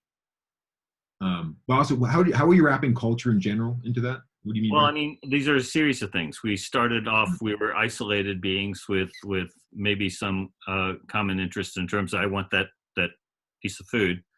You know, we developed a picture and so forth. But where colonization really took off is when we, you know, it was really hard when we were butting horns on language. But I mean, raising the level of tool form of an easier to teach language enabled us to spread our ideas further. Then with just spreading just words and macro thoughts, we're then our culture becomes another language on top of that, which we're now using culture in the form of narratives to try to again homogenize or to expand our connections and our interactions to more places and people. So these are all forms of colonization. And I'm not trying to use word colonization as that colonization is bad or colonization is good. But colonization is a method we use to become this interconnected or the super form. And we're not in, I think, a relationship with that method that we can consciously use it in a respectful manner, in an expansive and healthy manner. We're often doing it out of frustration and force. Right. And it's, you know, I look at colonization as you know, an unfortunate consequence of the human species living on a limited planet with limited resources in the scope of an evolving superorganism, right? Meaning it's just natural for things to evolve and change. both in a species biologically and at a cultural level. And so, for example, when the Europeans got in their ships and traveled to various locations around the world and started adopting, they were bringing things and they were taking things. There was some level of trade in some senses. Nevertheless, it wasn't very good trade deals at all, but or worse. But now I just think of colonization as somewhat of a very unfortunate, having very unfortunate consequences for some of the species in a larger evolutionary trend that's just natural. And you can even say it's happening everywhere, even off the Earth. You could go look in stellar dust clouds and find certain colonizations of certain elements traveling, consuming other elements to create new elements. Right. And along that theme, what it is, not to make it impersonal, but yeah. Right. And along that theme, what it is like an example you gave. The Spaniards invaded South America and set up trade, and oddly enough, to discover India, which they just got lost, which is another method of discovery. But the platform they used was language. So they gave South America their language, which was an encoded language, and that unified. That enabled trade, and money is another form of language. So we created this other communication tool called money to flatten out trade things. But now we're in this model where everyone is speaking English because of the internet. So it's these subtle. I think it even happened before that. Stratus for our interconnectivity. I think it even happened before. I think the English language and the USD. I'm not sure when the English language was really proposed as the universal world language, but I know that USD, I just saw something yesterday about, I think it was like 1944 or something, when the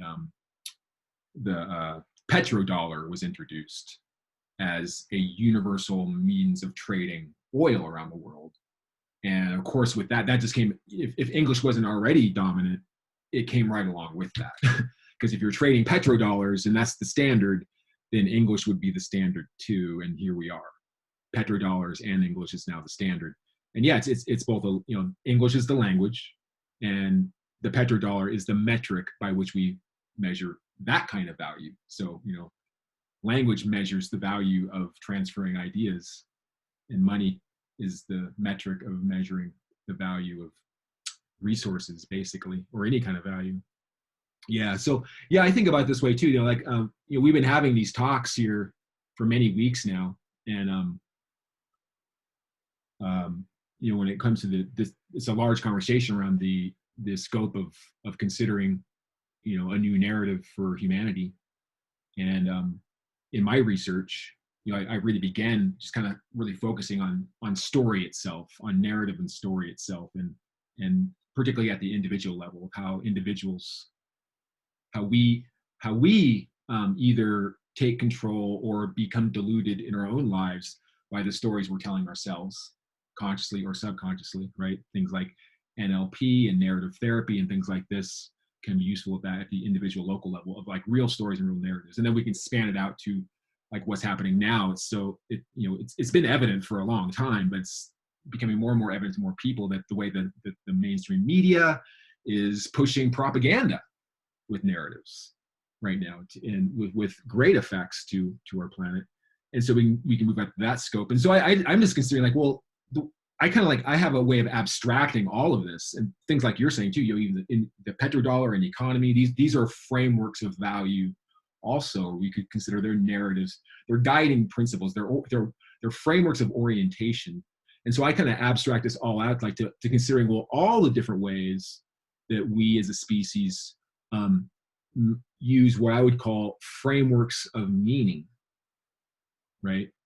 It's the way we're making meaning in the world, whether that's through narratives and story with information, or using economic systems of framing the way we manage value, is also highly manipulative and potentially controlling in a beneficial way too. So the way you do it. So that's the way I kind of some of these conversations we've been exploring different levels of meaning making.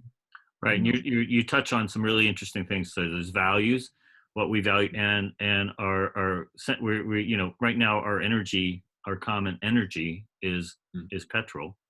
It's clearly not the only form of energy, but it is what we currently have accepted as our unifying energy model. So we're exchanging energy. You know, the petrodollar is really an exchange of energy in the end value. But then, you know, as we're creating the super intelligence or the super thing, you know, we really probably should be imposing how do we transform. You know, our communication will involve a value system that involves energy, and that's probably, you know, going to be a core value. I mean, previously it was gold, but then now we moved to something more practical like oil, which gives us heat and powers our farm equipment and so on and so forth. So, And but now then we becoming have data. to transform our energy model again. We're in a struggle with that. We're in a fight on that transformation, but we'll probably still be trading energy. And then to end this note, there's the next bump. It's like right now the research, the theory and the research that's trying to be done is to use light to create matter. So once we are able to use energy to create matter, that clearly is the value of creation, if that's what I was complete. Right. Welcome, Jamie. How you doing there, bro? Dude, great to see you. We're having Hey, Jamie. We're having one of the most amazing conversations on earth. So you're jumping in at exactly the right time. Everybody, meet my brother Jamie. He's essentially he's a Shively. He grew up with us Shiveleys in Ohio, Oh, really? I didn't know that. where my whole dad's side of the family is from. Oh yeah, literally grew up as kids. So we'd screw around together in the summers. He got me to crank call some girl one time, and that was life changing. So anyway, welcome, Jamie, and feel free to jump in anytime. You are so welcome here.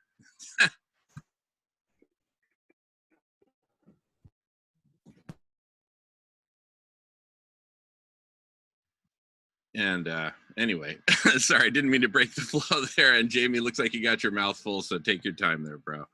The one thing I was going to add to what Steve said. Hey, Jamie. I just want to say that I love you all, and I just want to get caught up. I want to hear your words. I want to hear your thoughts. I'm out. Yeah, and Jamie's the kind of guy that we can just pick up where we left off, and he'll backfill. Just insane mind. Right. And by the way, we've got four wonderful folks from Ireland here on the call right now, and Jamie happens to be Irish American, and so anyway, well, we're all part Irish here, so anyway, that's right. Welcome to Ireland, everyone.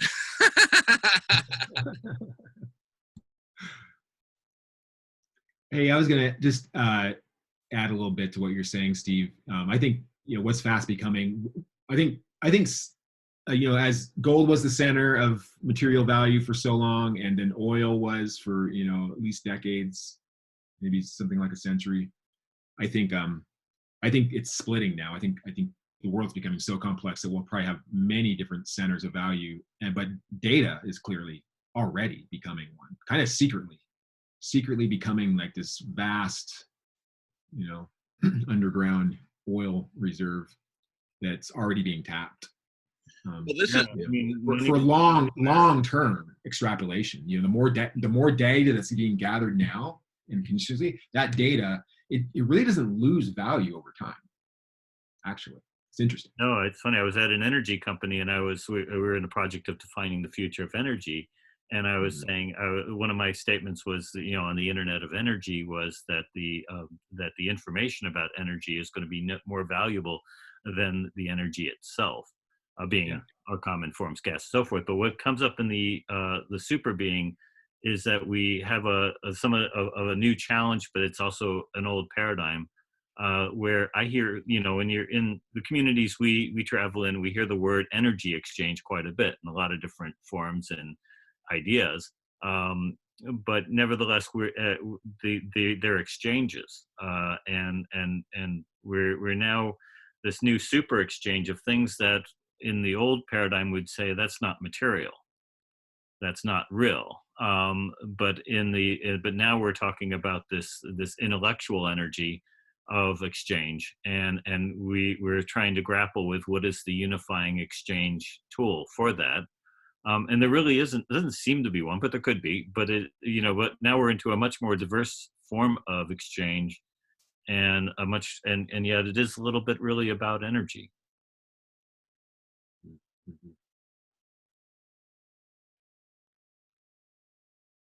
Well, in terms of data, we are creating that proverbial machine to spin straw into gold, because it is precisely these combinations of people in the right context with the right culture, a culture where we don't interrupt people. No, this is not Fox News. Thank you very much, Denise.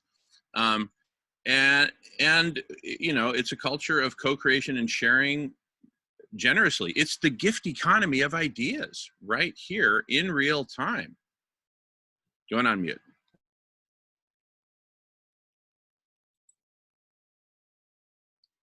Was Marvin Minsky that said, I would say that information wants to be expensive and information wants to be free. I'm complete.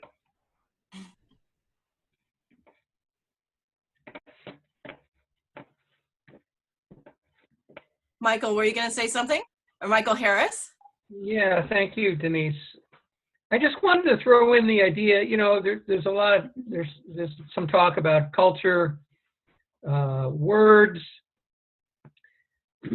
data, and I just want to throw out the idea that, we're sort of on this course of greater and greater representation and symbolic or abstract symbolism of experience. And one of the things we could consider is and especially when it comes to this collective intelligence, is just consider what the primary experience might be, as opposed to needing to put it into symbols, whether they're words or, and I think culture is another example of a system of abstractions, of abstract symbolism, and certainly money is, and maybe one of the ways of decolonizing our minds is to try to sort of recognize abstract representation for what it is, and that it's not primary experience. It's not about being alive, and it's not about being in this moment. And I just want to throw that out for, throw it into the mix of everybody's conversation here, which I love. Oh yeah, I love that too. I love just introducing that idea. It's one of my favorite ways to think about the world, is the relationship between what we might call different levels of reality, right? This is like, it gets into metaphysics, which is totally relevant to this conversation. And one way we might model is to say that there's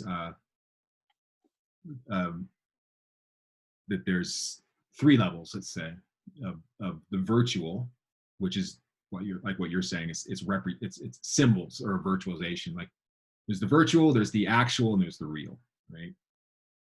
And the virtual, it would be, if I write down the words blue elephant, that is not a blue elephant. Yet anyone else who reads those virtualization of words can then reference in their mind a blue elephant, which is also not a blue elephant. But then they can go, oh, when I go see a blue elephant, I'll remember the time I read those words. And they see an actual, you open your door one morning and there on your front porch is standing a blue elephant. That's an actual blue elephant, actual. And then we might say that the real is actually very rare.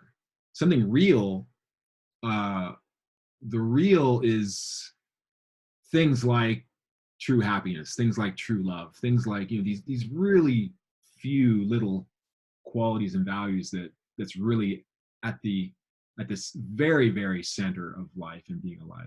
Those things that when we have those final moments at the end of our life, we're on the edge of the great mystery of the unknown, we're going to pass out of this life entirely, that those things, those really real things, will become so clear and evident of how much they were or were not in our life, and how much we were chasing after either actual things or virtual things, right? Not to say that actual things and virtual things don't have any place in this world. I think they're all part of it. But so, going off what you're saying, just that, using that as a model of the virtual, the actual, and the real, I think there's also a trend in our world, and it's been going on for a very, very long time. And like the long-term evolution of both physical matter, biology, and culture, there's a long-term evolution. I see, at least, this is my view, is that I think there's a continual trend of what's physical, at least what's actual. I'm not sure about the virtual right now, but the actual and the physical is actually becoming more entwined with the real and the unseen and the metaphysical. The metaphysical and the physical are actually becoming more and more entwined and greater in themselves. There's actually a great abundance of, it's like a blossoming flower, long-term evolution happening. I think that's actually happening, even though it's hard to see in the world today, with everything all the shit that's happening with the government and all these political figures and all this stuff. It's very easy to magnify that right now, but I think there's also something else happening at the same time. And so, like, to be really specific, so things like cryptocurrencies, right? So we track the long-term 10-year evolution of cryptocurrencies. Like that was when I first came across Bitcoin and cryptocurrencies. After studying, I began to really realize that this was indeed a new type of money, and money itself, in all cases, is a virtualization. You're just taking this symbol, this unit of measure, and saying this unit equals this amount of value, whether it's gold or something else. And that other thing might even be virtual. You might have virtualizations on virtualizations. But yet, this is the way we measure value. And that in itself is useful to us. But I began to realize that, unlike, if you go back in time with the history of money, it used to be that just gold ingots. You had to carry around these, like, literally, solid pieces of gold in your pocket in order to do any kind of trade or value. You ride your donkey across the desert with 300-pound bags of gold to go buy your land, to grow your wheat or whatever.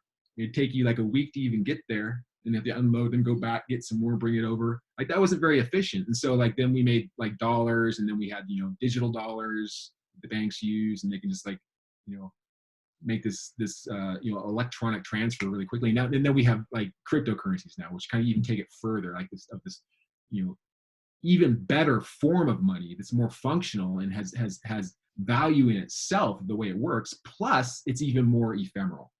And is it Buckminster Fuller or Teilhard de Chardin talks about the ephemeralization of things? That there's this tendency of physical evolution to be reaching towards the intangible, the ephemeral, and it goes both ways, I think. So it's just, I don't know, have any conclusion about this, what the world's at today, but I'm just saying, I think that's like you're saying, just something to add to the mix when we're talking about the narrative of the world, because the narrative is not just our literal story and our news post about the world.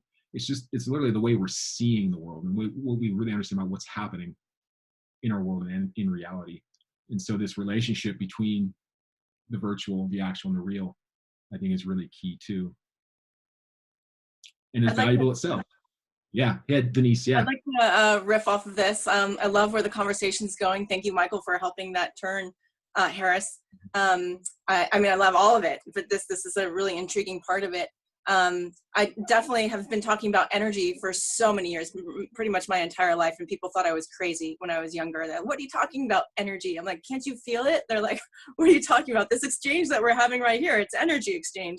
And they're like, people just, for so long, that I just had to shut up about it, and now I'm so glad that this conversation is everywhere, and we're talking about how it's a value, and that it's actually like, we can symbolize it in a format of exchange and recognize all forms of energy. And I think that this is a great evolution for humanity, and because it's not about quantity anymore, because dollars ended up being quantity. ended up being objects and things and what you get and what you have, and oh, I have 5 pairs of shoes and look, they're all shiny and these kind of things. But now we're kind of realizing what true value is, like the actual value that we as a human heart and being have.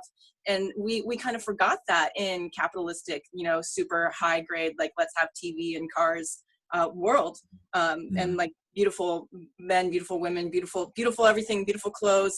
Sorry, my hair doesn't look so good.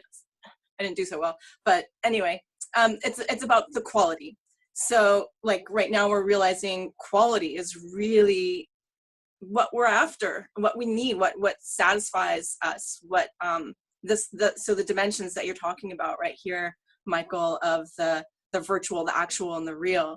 And there's a lot of people working with these different kinds of diagramming of our human systems and how we can relate. And I call this the resolution of this being, this technology of the self. So what's the quality of your resolution? And I think we could actually diagram it out. And Michael, you probably already have, or you've always got these great drawings, like you're just so ace at that.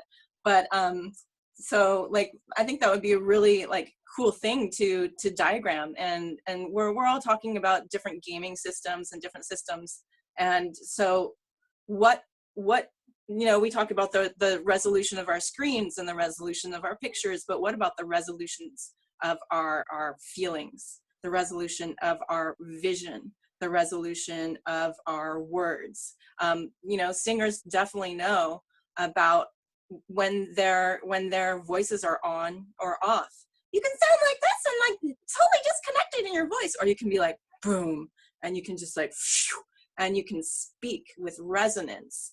And so it's the higher resonance that we might be considered a higher resolution.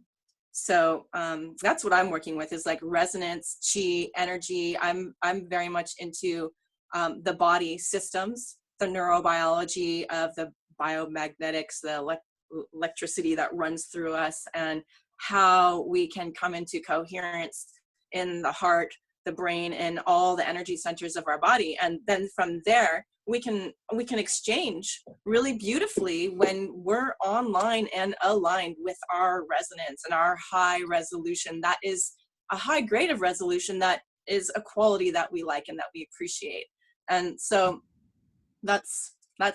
I love that kind of conversation, because that's where energy exchange and money starts, is from the human heart, reaching out with the hands, giving and receiving, and then what you do with it, and is all the fun of life. And that's where we can really become more enchanted. Like Michael and I went to the same school, California Institute of Integral Studies, and we're in the same program. So like when I was in the program, it was about how do we re-enchant life and come back to, or re-enchant Earth.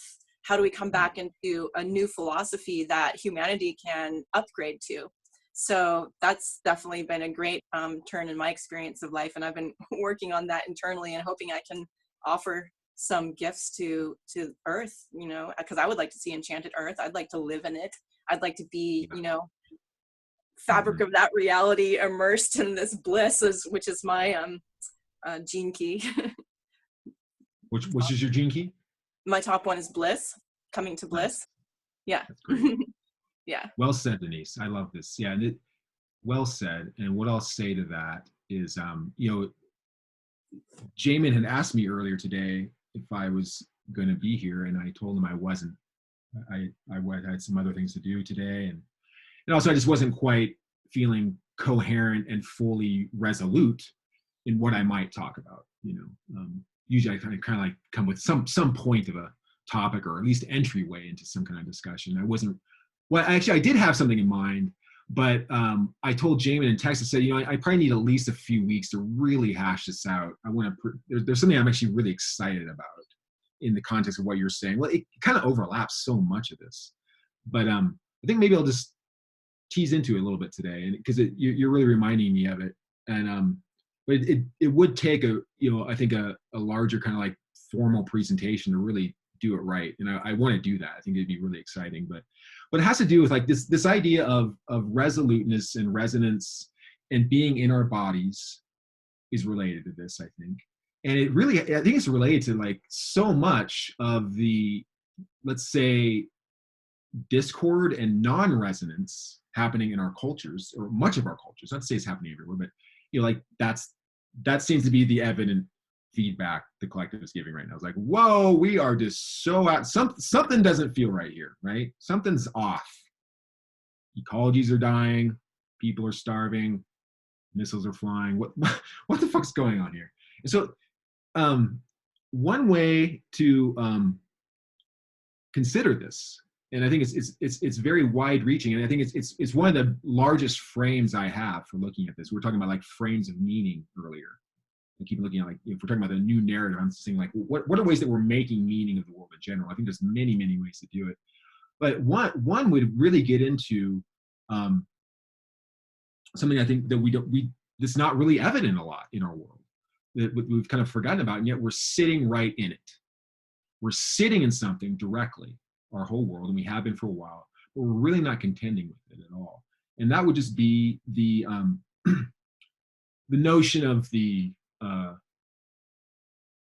notion of one element of the fundamental nature of reality, which is infinity.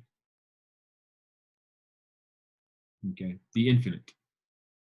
Meaning, if tonight we all step outside our front doors and go and look out under the stars, it's just, there's this immediate direct experience that's available to us every single night of what if I went that way continuously? What would happen? Do we know? We don't know, actually. We don't know, and it's the most obvious thing that's been apparent to the human species for our entire history, going back before we had alphabets or economies or any of this stuff. We were just running around just trying to survive, and yet every single night we could look up and see the infinite expanse and not know. It would appear to be that goes on forever and not know for sure. And so it's been this fundamental existential question we have had our entire evolution of what is the nature of infinity? What is the nature of our universe? And it's deeply embedded in our collective unconscious and deeply embedded in our DNA. And yet, how are we contending with it? Is that just a side note on reality? Infinity, fucking infinity. Just, like, think about it for a second. Like, what if things go on forever? Can we even comprehend that? Is that like not significant somehow to our reality? I mean, all the time. Yeah, I mean, well, we think about it, but yet we don't have, like, do we have resolution on the topic as a collective, as a culture? Do we have resolution on how we contend with infinity? And do we have resolution on how we are not contending with it? Do we have resolution on how what is our relationship with infinity? And how is that integrated both in ourselves as individual human beings, in our bodies and in our minds and our hearts? And how is it integrated into our culture? That we are one culture in the vast sea of infinity. No. What does that mean? I can't imagine infinity, but I know it's not happening within my lifetime. So yeah, it's interesting because we're kind of jump into a different realm in this conversation, but I keep coming back to our stage of trying to develop the interconnect and the super consciousness and the tools involved there.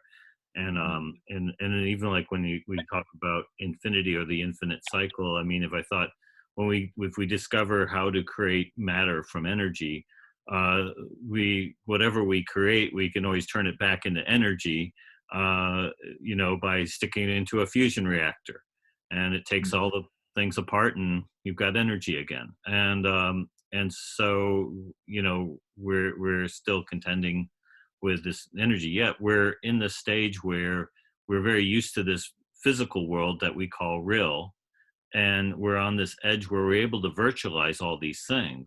And even like where you're noting one of our tracking systems called money, our exchange system, our communication system called money, and we move into an energy version of that being, blockchain.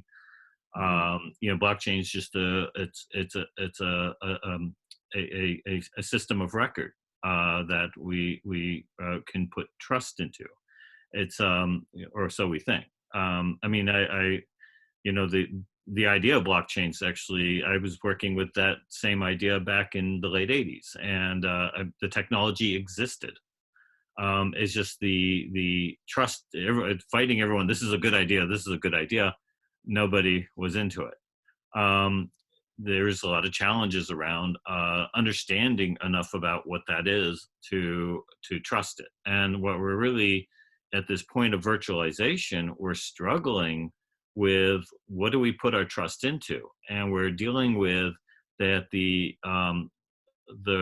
expanse of our ability to consume enough information in one memory shot is limited, and we're using our technology to open up the amount of information we can have present at one time or correlate at one time to have trust in the bigger system or the bigger whatever. I mean, so we're now that we've expanded our language, our data, our tools, and we're wrapping around, there's a lot of noise, and we're not able to filter that noise. We're not able to get to what is actually effectual or what is just spinning whatever, or no, and so what is real we're struggled with, because we don't know what to trust, and we don't have the capacity yet to correlate simultaneously the data or as individuals to know what to trust. And so we're struggling finding our interconnect of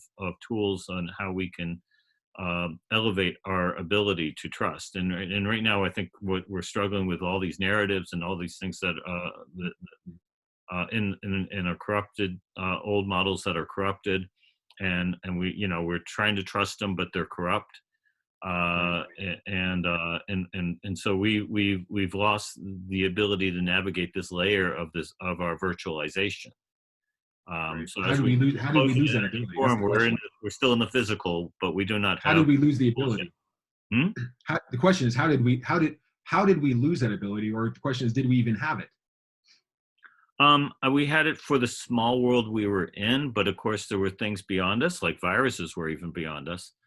Bacteria was beyond us. We weren't in a small world. We were thinking we were in a small world, right? But then we discovered. So that relates to what I'm talking about. Infinity. We're still in a small world. We're in a very small world compared to infinity, right? Yes, we are in a very small world compared to infinity. Exactly. Yeah. And we keep getting a little bigger. And like we may know that we know only 2% of what there is possible to know, and even that is an exaggeration. Especially with infinity, because what is 2% on an infinity? Nothing. So, I mean, we're the breakdown. But I do think in our human evolution, as we're moving into these virtual spaces, literally, we literally, that's a funny term, is that we're we're actually moving into virtual spaces. We are. I'm flying into the window. So yeah, I mean, is it real? It's a struggle. We put our hands on things. In the old days, we put our hands on things and we said that's real. And now we're going to things and we say this is the truth. But then truth is a perspective. And all of a sudden there's all these different forms of truth. And all of a sudden now it has a broader truth has a broader language. Reality has a broader language. Yet we don't all speak that language, and we don't know how to have that conversation. So we're struggling with trust, because the person may be speaking a truth, but it's not a truth that's representative of us or way we perceive it. And so we're in this funny space where we're trying to figure out that layer. And right now it's very mushy, and everyone is freaking out a bit. And will be hit, when you get a virus and you die, well, that becomes that moment for this entity you're in, it's truth. We can either deal with that in fear, or we can deal with that with trying to develop tools and methods of dealing with it. And right. Here, can I respond to what you're saying? I think it's a good point. And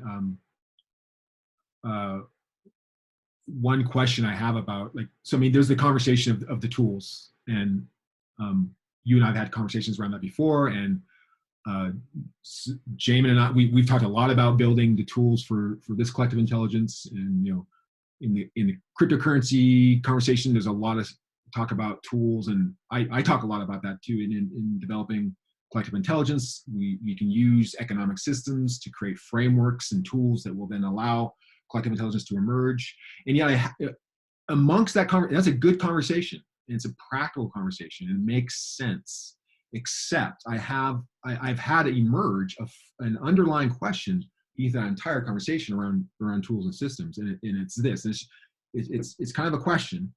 I might state it differently, but it's just that my background up to this point has primarily been in information technology. For 20 years, I've been working very, very closely in developing information systems and websites, and I've been very excited about the emergence of virtual reality now that's here, and AI now it's finally here. Yet, as I've watched very closely all the trends of these things, and tracking a lot of technological trends, how things emerge over time with technology specifically, I've tended to notice a certain pattern happening. It happened with the Gutenberg press, for example. The Gutenberg press came out 500 years ago, and it was a great thing for us. Before the Gutenberg press, books were a rarity. You had to if you had a book and you wanted to copy the book, you had to have someone sit down and copy it with a pen. So you might have like maybe a couple copies of any book. And so only the rich and the elite had books at all. And knowledge and speaking and language was a complete rarity for most of the world population. The Gutenberg press was invented. It was a mechanical system that someone invented that came out that suddenly allowed for the distribution of information in a way that we had never experienced before. And that was an awesome thing. And it did change the world forever in a good way. But the expectations at the beginning of the Gutenberg press didn't quite get fully met, because after the press was out for several centuries and decades, it's still there. We still have the ability, any one of us can still write a book and have it distributed widely. But there has been what I think is called a conglomeration of power, that most of the words and the stories and the narratives and the books out there have a lot of control. There's certain major conglomerations of power around the publishing of information in this world today. So what went first as a technology that had the ideal potentials of being total distribution of knowledge and information for free didn't quite meet that fully. Then we saw it again with the internet. And the internet was a good thing too. The internet has changed our world dramatically, and I'm not complaining about it. This what we're doing right now is able to happen because of the internet. But still, all of us remember the very beginnings of the internet.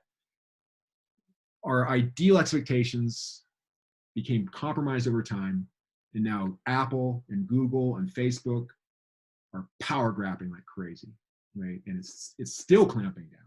It's going to continue to clamp down.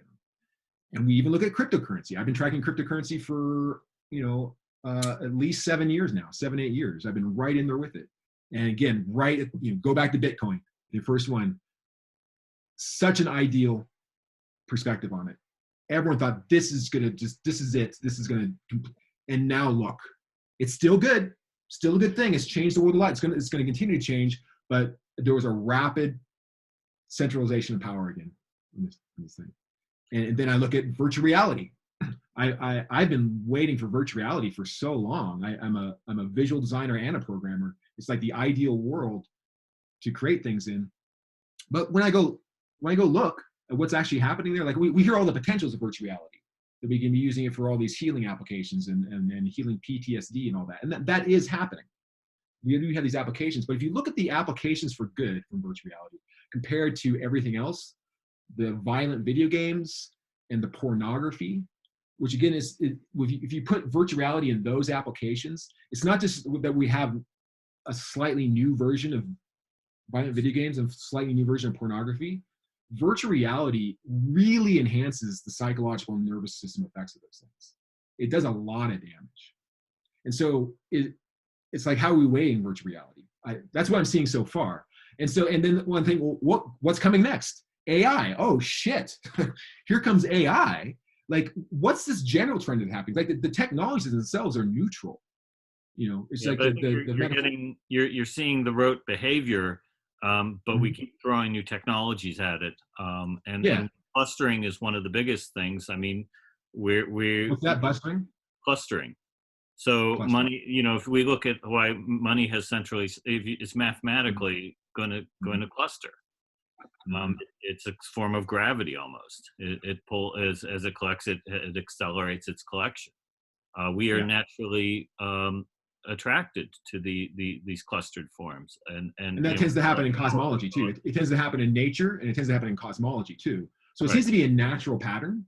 It's a pattern, but I mean, yet, all these are behaviors, and we're trying to grapple it, but we haven't learned how to create the dance or the relationship where we create healthy forms of this. And that's I think we get caught in the next thing. So we go, okay, cryptocurrency or VR, or but we're not really wrapping our heads around the repetitive behavior that keeps corrupting. Right. But I think I'm just saying that seems to be a key question. If we're going to start designing new tools and new systems, are we building on top of a faulty foundation? And what is that foundation? Sure. What's this other meta trend that's happening? What is it? And how do we consider that? That's what I'm saying. Well, yoga, meditation. I'm saying else we tend to think, oh, we're now creating the perfect technology that's going to do everything. And yet, is it just going to go through the same pattern again? And what is that pattern? What's the origin of that pattern? It's inevitable it's going to go through the same pattern because everything's being created by people who could take power over it. The thing they can't take power over, that is why we need to get our heads out of our ass and stop doing things backwards, is come from the place that isn't commodifiable, which is consciousness. It's where Denise was going to go. That's the whole point. If we don't develop that first, because that can't be commodified. Doesn't matter how they try to take power over it, it's impossible. They don't even know what it is. They're at a very low frequency, and they're very good at that low frequency, but they have no idea what the consciousness is. And to link that into what you say about infinity, we need to change the way we think about infinity too. That's what I mean. It can be localized, and instead of thinking of it as space that goes on forever, how about possibilities right now here? You can bring infinite possibilities into this space right here, and you can think about that. You can feel that. That to me is what source is. That's what created everything in the first place. Infinite possibilities, and that's localizable. So those two concepts is the way I would start to look at what you guys are looking at there with that. Because exactly. Then we got to keep living. Yeah, go ahead. That's where my research has brought me. My research has brought me to the notion of infinity, because that is directly related to any conversation around consciousness. It just is. You really, really steep into it. And that's where we have these experiments of mass meditations of people coming into consciousness on a mass level, and where people are having these random number generators and checking to see what's going on with the earth frequency and the sun and things like that. That's really beautiful. Like that if the infinite is impossible, could it be possible that a large group or a nice group of people could actually change the world through consciousness? And that's where we're looking at, a lot of people are looking at, and there's all these experiments happening that are really like upping right now with the coronavirus. Like people are like, okay, let's meditate. All these influencers are meditating, and I know that you guys have been on it, and also making your meditations as well. I have, a lot of people have, we're all on that.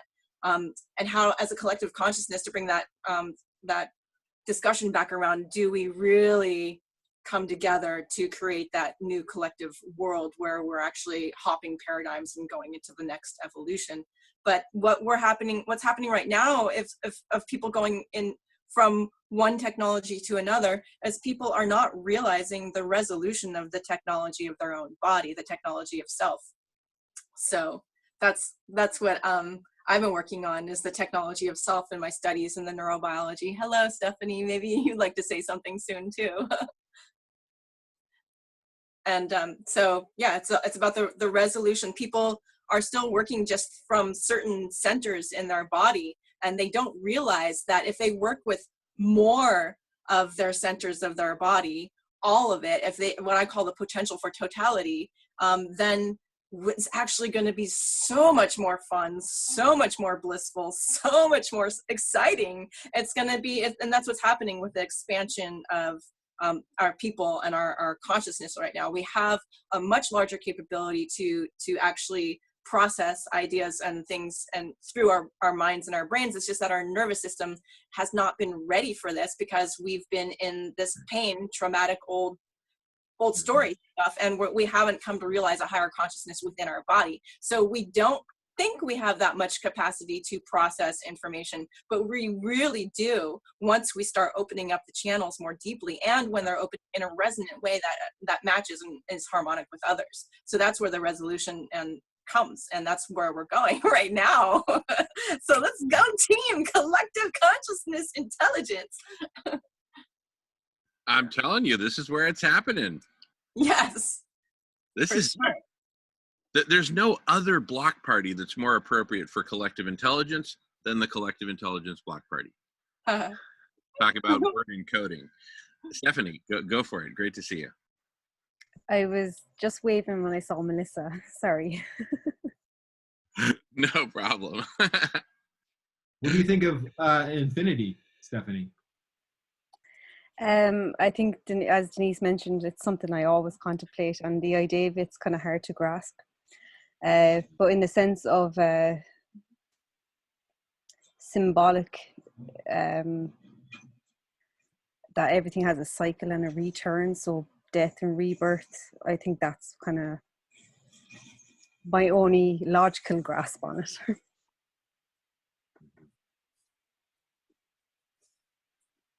I was just waving goodbye to Dharmendra, who had to check out.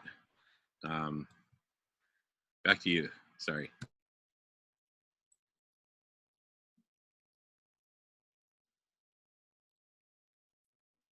No, I think I finished my point really.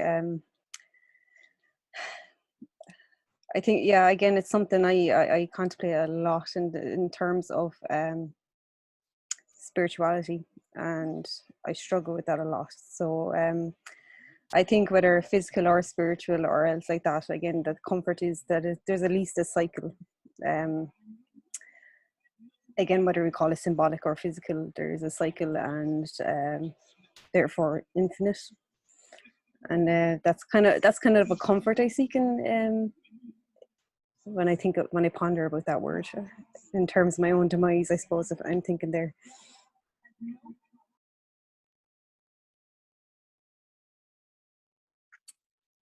Sometimes I imagine my whole body going out from every direction into infinity. I've been practicing it. I could only do like one direction at a time, and then I go in different directions, and it feels pretty good because then you start you feel like you're no longer you, or you feel the expansiveness, and then you come back. You might get something from out there in infinity, and you bring it back to yourself like a blessing or a gift. I do these things. It feels good. Because the infinite possibility, it's like what reality do we want to create? It's like a stream of time through space and form. So we can we're together on this ride. So where do we want to go? And this is where we can really decide the streams of our consciousness and create quantum shift through these discussions and the applications that what we create as a collective conscious for the future of humanity. That's quite the thing. But those who are, when we find our passion, when we really are clear and clean with that and our connections, then I think that as humanity, we have potential of really creating great life for ourselves and everyone, the planet, the beings. We can reimagine a new world that's abundant with beautiful life, with amazing life, harmonic and resonant. Right.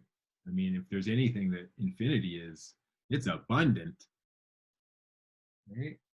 I mean, think about infinite abundance. Is there's this notion of the Aquarian age, right? Are we now entering the Aquarian age, or are we not? We're coming out of the Piscean age. Something I tend to think about a little bit too, just as one model for thinking about what's happening. We are. Yeah. Mm-hmm. That the symbol of we've come out. If we're going into the Aquarian age, that means we're coming out of the Piscean age, right? And the fundamental like symbol of Pisces is these two fish in a fish bowl, basically, swimming in water, kind of like looking at each other, these two eyes. And I think that's representative of the last 2,000 years on Earth. That would be the Piscean age, going back to about the time of Christ, right? This has been a big time for us. I mean, and most of this has been recorded and documented. So this is the bulk majority of our history, our cultural history, of all this drama we've been in. Oh my goodness. What a drama show it's been. All the wars and the pestilence and the starvation and the revolutions. And it's just like, and it's all been happening on this tiny, tiny, tiny, tiny, tiny speck in the middle of just this vast unknown expanse of we don't even know, right? All that's been happening here. We've been kind of like, running around, doing our dramas, stabbing each other's steers and stealing the gold and making love and doing that, all within the sphere. Every once in a while, we kind of like look up, okay, back down to here. We've been in this fishbowl, not even knowing what we're in, right? Basically. Our human experience has been largely concentrated in this little bubble for so long, which is on a planet of limited resources. There are limited resources here on planet Earth. There's only so much gold in the Earth. Even if the whole core is gold and we dug it all out, it's still a limited amount. So there is some tension around that. Of you have billions of people on a what seems to be a very, very small planet in the scope of infinity. It could cause some tension, and so maybe some of this is expected actually for a civilization like ours. But so that's been this case up until now, and so then only decades ago, the late 1960s, did we begin to even step off and go to the moon and take this there's something significant about that our attention as a human species began to go somewhere else in the scope of infinity, even just this tiny micro step into the scope of infinity. That's huge. And now we might go to Mars. We might go start mining asteroids. And there's one of these asteroids out there, they figured it out. It's got the asteroid has something like, $500 trillion of gold on it or something. Like more gold that even exists on Earth is on this one asteroid, plus platinum, plus silver, plus copper, plus, and it's like, that's just one asteroid. How is that going to, we're going to be doing these kinds of things soon, probably. Not to get into there could be potential negative effects of this, and some of it's scary because we've never done this before, but just think of the implications around just like that we're increasing the perception of our scope around earthly resources beyond Earth for the first time now. Our perceptions literally going beyond what we've been in this little drama all at the horizontal plane for so long. But I think that's part of the Aquarian age, and bringing the real materialism and the real systemics into what the Aquarian age will look like, is that we're actually beginning to move off the Earth a little bit into infinity, a little tiny micro step. And the symbol for Aquarius is a human being standing upright on 2 feet, holding a vase, a vase filled with water and pouring it. And in some of the classical images, the water is filled with stars. They're actually like pouring out. And I tend to think that that's, in some sense, like we were in this Piscean age for 2,000 years, living the great human psychodrama. All these experiences, just like going through hell, the plagues and the burnings. Oh my God, what a drama, man. But maybe we needed to do this. Maybe we needed to we got all this experience. We like, look all the wisdom that's come out, because the sages and the wise people all reflect on this, and they pop out these great quotes that we share with each other. And we're cultivating wisdom. We're cultivating wisdom from our experience that we had to go through for 2,000 years in the Piscean age, right? And now, coming to the Aquarian age, we now have this vessel outside of ourselves. We went from being inside the container to objectifying it in a vase. This is the great artifact. It's what I call the Aquarian artifact. And I'm writing about this, by the way. And then all the wisdom, the water is now inside. We know what it is. We perfected it. It's our wisdom. We achieved this through all our hard work and strife and conflict and innovations and beauty and all this. It's our wisdom container. And now as we venture out and possibly meet other civilizations or other life forms, we can share it.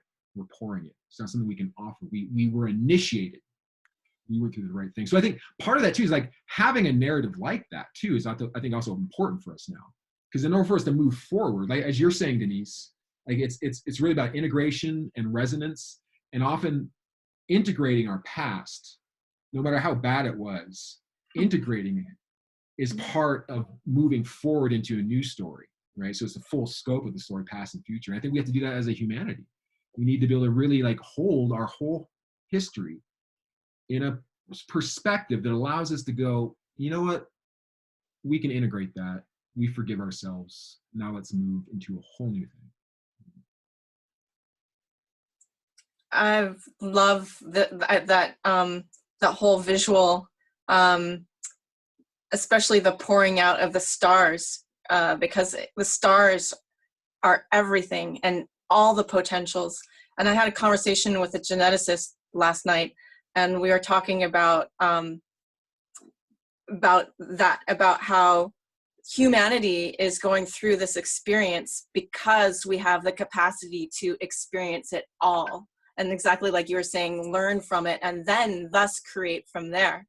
So I think that we've been through this whole paradigm of like all this pain, and what is underneath the desire of all that pain is love and connection for most people, feeling good, bliss, blooming, arriving in a really wonderful place of life. We all have like dreamt about what utopia could be like, what could enchanted earth, but we haven't been able to really visualize it, really think about it, and really create it. And I think that this is a moment of history where we're really talking about the fact that we really can. We've all been thinking about it as thinkers and feelers, and all of it have that potential within us, but we're really at that point of like, oh, wait a minute.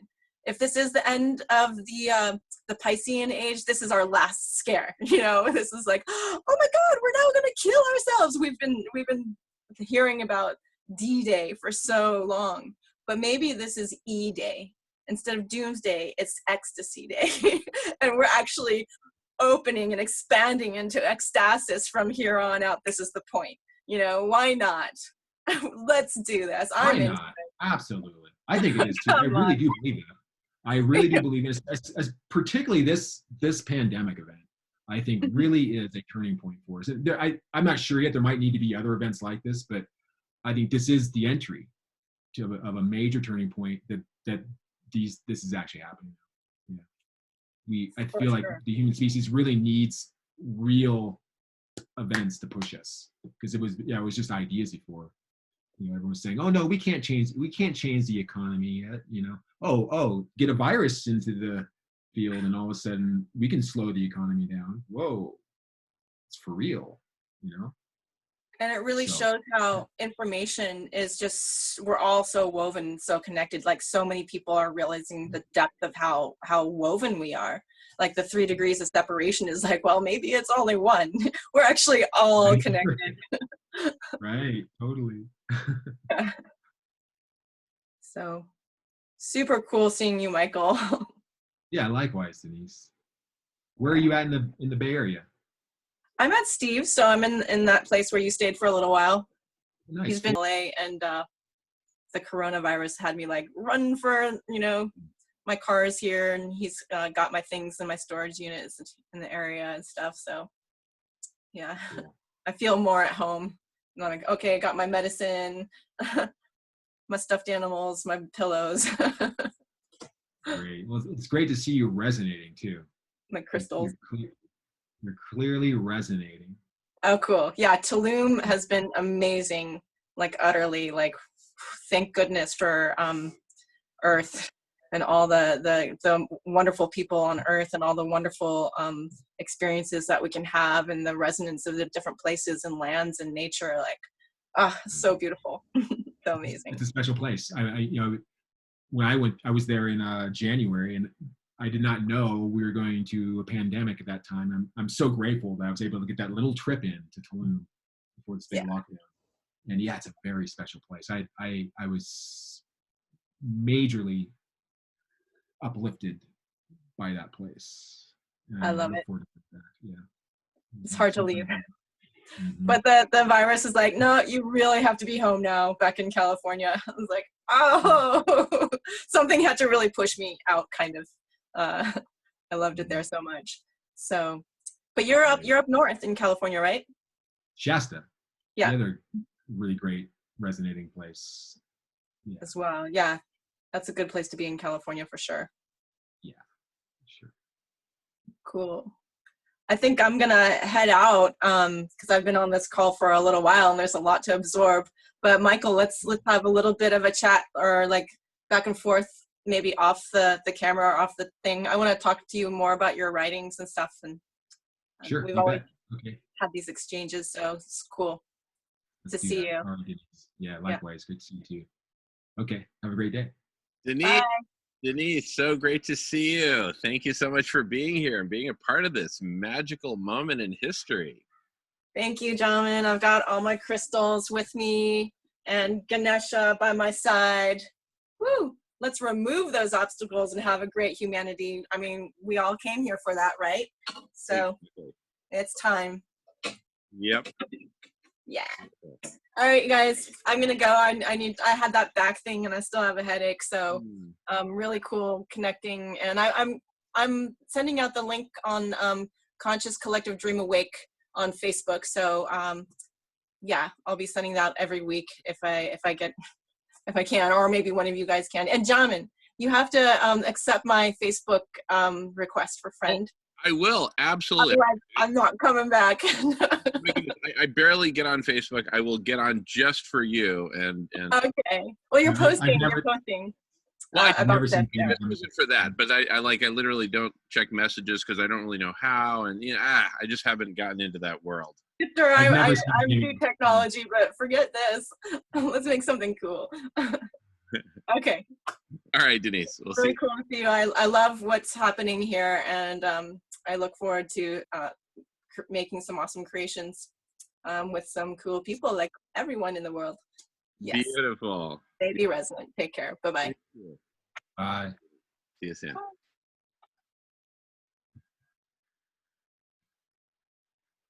My goodness, what an amazing serendipitous day. Yeah, totally. I'm glad you called me in. It was cool to see both of them again. Yeah. Wow. I mean, this is why we created the block party. Mm-hmm.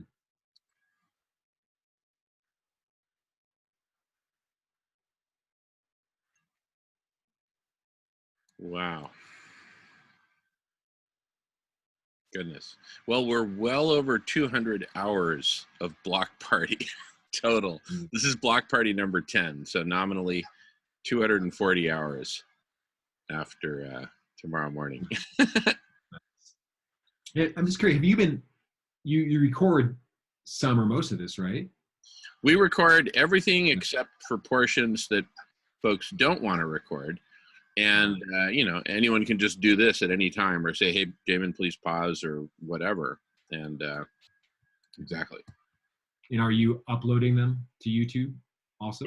Yeah. We upload them to YouTube. Mm-hmm. Great. Yeah.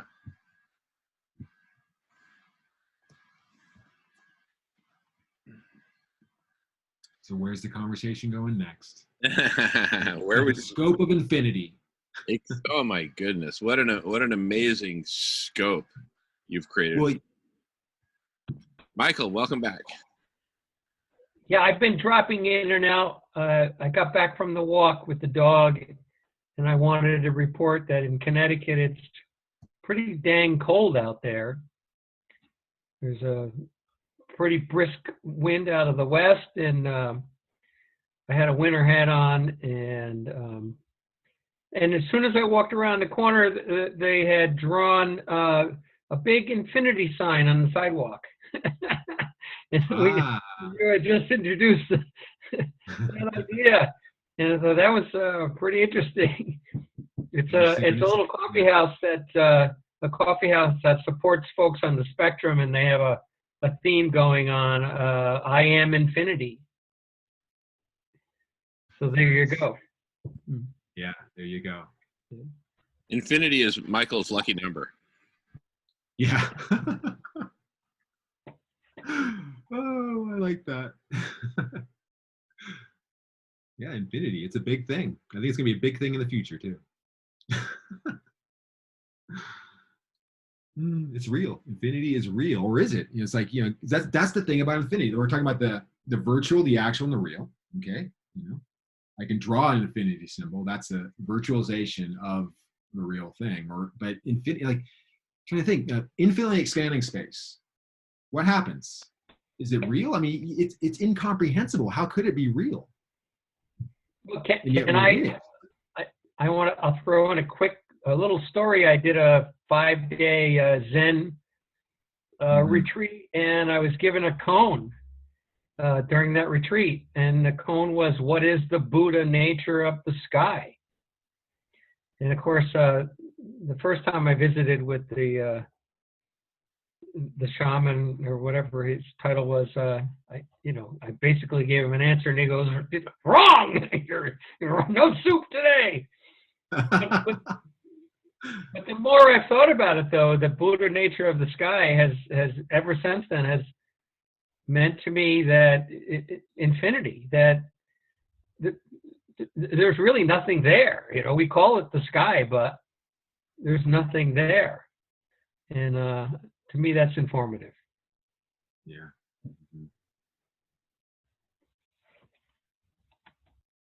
So I've been getting into Rudolf Steiner recently, since our last meeting, and talking with Melissa months ago.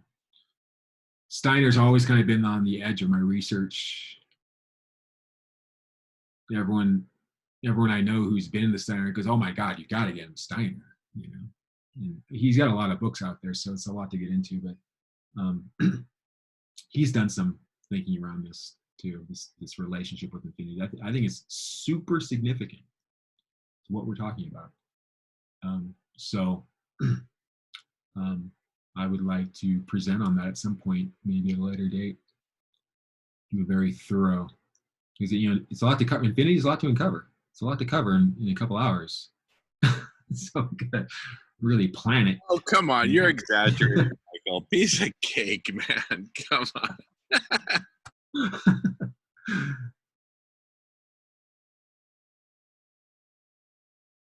Well, you got to go both directions too. There's infinite all the way out, and there's infinite all the way in. And which way are we going to go?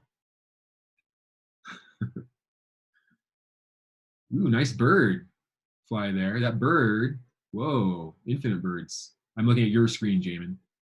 You've got birds going on. Yeah, these are crows, and it's nesting season. So from time to time, you'll hear a little baby over here. And so our feeding of the crows has gone to a new level of importance.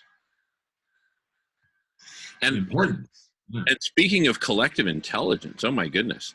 And so I just talk to the crows literally like I'm talking to you guys right now. Mm-hmm. I just trust that they get it, that they get what they need to get. They totally do. Yeah. Especially crows. Yeah, totally. Especially crows and ravens. I've been trying to figure out the difference between crows and ravens recently, because they're my favorite birds. I have similar experiences. So there are a lot out here in Mount Shasta. I'll go out. I see them every day, and there really is something about them. They're very intelligent. Yeah, just incredible. Yeah, crows and ravens. They must be like not too distant cousins on the right. The taxonomy of life. Yeah, I think I read the other day. If I might get it mixed up, I think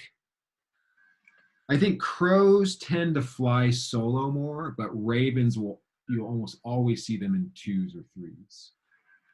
I might have it mixed up, but that's one. And then I think ravens are bigger than crows. Yeah, ravens are definitely bigger, and crows I definitely see them flying solo, and then you'll see the whole group, and occasionally in pairs, but they may be the solo flyers, at least in this neck of the woods. Yeah, I have a story about crows and infinity. You want to hear it? Yeah, totally. You might know this, Jamie. It's from Mama Nuan, who was down there. I got this story when we were down there in Ojai last year. don't know if you heard this one or not, but he was talking about birds and the sacredness of birds and crows and ravens. He might have been talking about, I'm not sure he was talking about crows or ravens, but you know, they're kind of the same thing in a way. Let's just say ravens. You know, he said that's the most intelligent bird. And I mean like vastly intelligent, not just like mathematical intelligence, but like, you know, metaphysical intelligence. You know, they do odd things sometimes. Like they're really operating like in a slightly different world almost. And the story he relayed was this: is that I guess, you know, a long time ago, at the beginning of time, right? That was a long time ago. In the beginning of time, Raven was flying around in the cosmos, and Raven stole something. Like there was like, you know, a pearl or, you know, God's socks or something. And Raven swooped up and took them and flew away. And then the great divine intelligence of infinity caught Crow, because like, what was he thinking? You can't steal from divine intelligence. And said, you know, bad Crow or bad Raven, you know, for stealing my golden socks, you are now banished for 1,000,000 years into the deepest, darkest cave in existence. And so Raven goes into this deep, dark cave and is in the total darkness. Total. There's nothing. For 1,000,000 years down there. That's a long time. Not quite infinite time. That's a long time. Might as well be infinite, you know, 1,000,000 years. And just sat there for 1,000,000 years. And Crow then basically mastered the darkness, because it was sufficient time to master the darkness, you know, so thoroughly. Crow now knows the darkness like no one else. And by the time that Crow got done with 1,000,000 years, Crow also knew the light, because once you fully know the darkness, you will also know the light. And so Crow emerged from the cave, and now Crow just knows, because it's been on both sides, and it knows now not to steal. Of course, if you know the darkness and the light fully, you're not going to steal anything. Although I see them sometimes doing that. Nobody knows like the crows. No one knows like the crows. That's the story of Crow.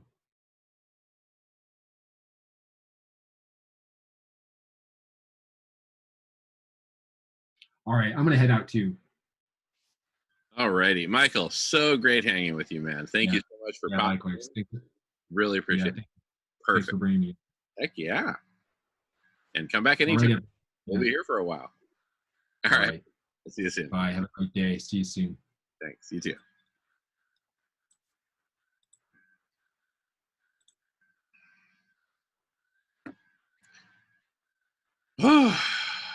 Deep breath. My goodness. What an amazing day.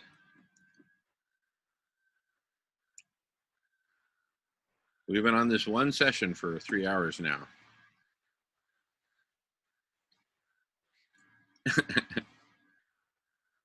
Collective superintelligence and beyond. Rather than jump to the other screen, let me just ask what's next on your agenda and at what time? Yeah, well, actually, it was perfect the way that it flowed, because we had on the agenda from 2 to 4. It's now almost 3:30 here, but from 2 to 4 we had a new story for humanity on the agenda. And let me take a look at what's next. All right, and then after that, the solution engine. So it's actually been perfect. Yeah.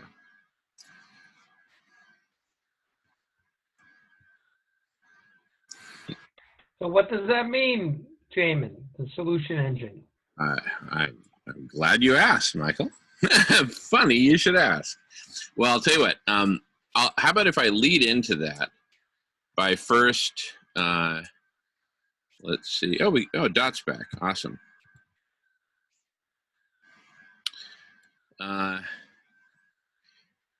Welcome back, Dot. Great to see you back. And I don't know if you've been watching or not, but it's been super cool, the conversation the last 3 hours. fortunately, we've been recording. And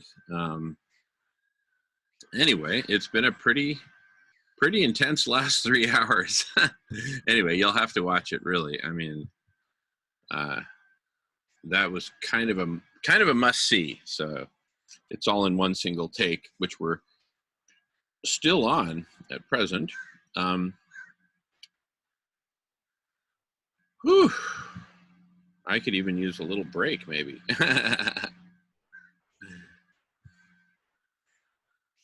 Yeah, welcome back, Dot. Great to have you back. Anyway, how are people feeling energy-wise? Do people want a few-minute break?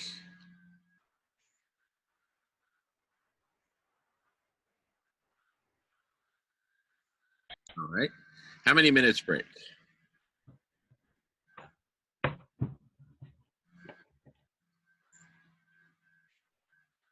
Well, what do you think you need, Jamin? I think I'd be okay with maybe like 15 or so. Would probably work great for me.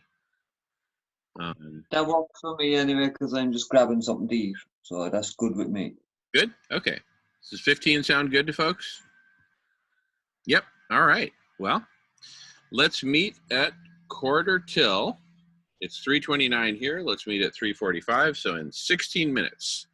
We'll see you all back in 16 minutes. I will pause recording. Actually, I'll stop recording, and then we'll start a fresh one after the break. All right. See you all in a few. Thanks.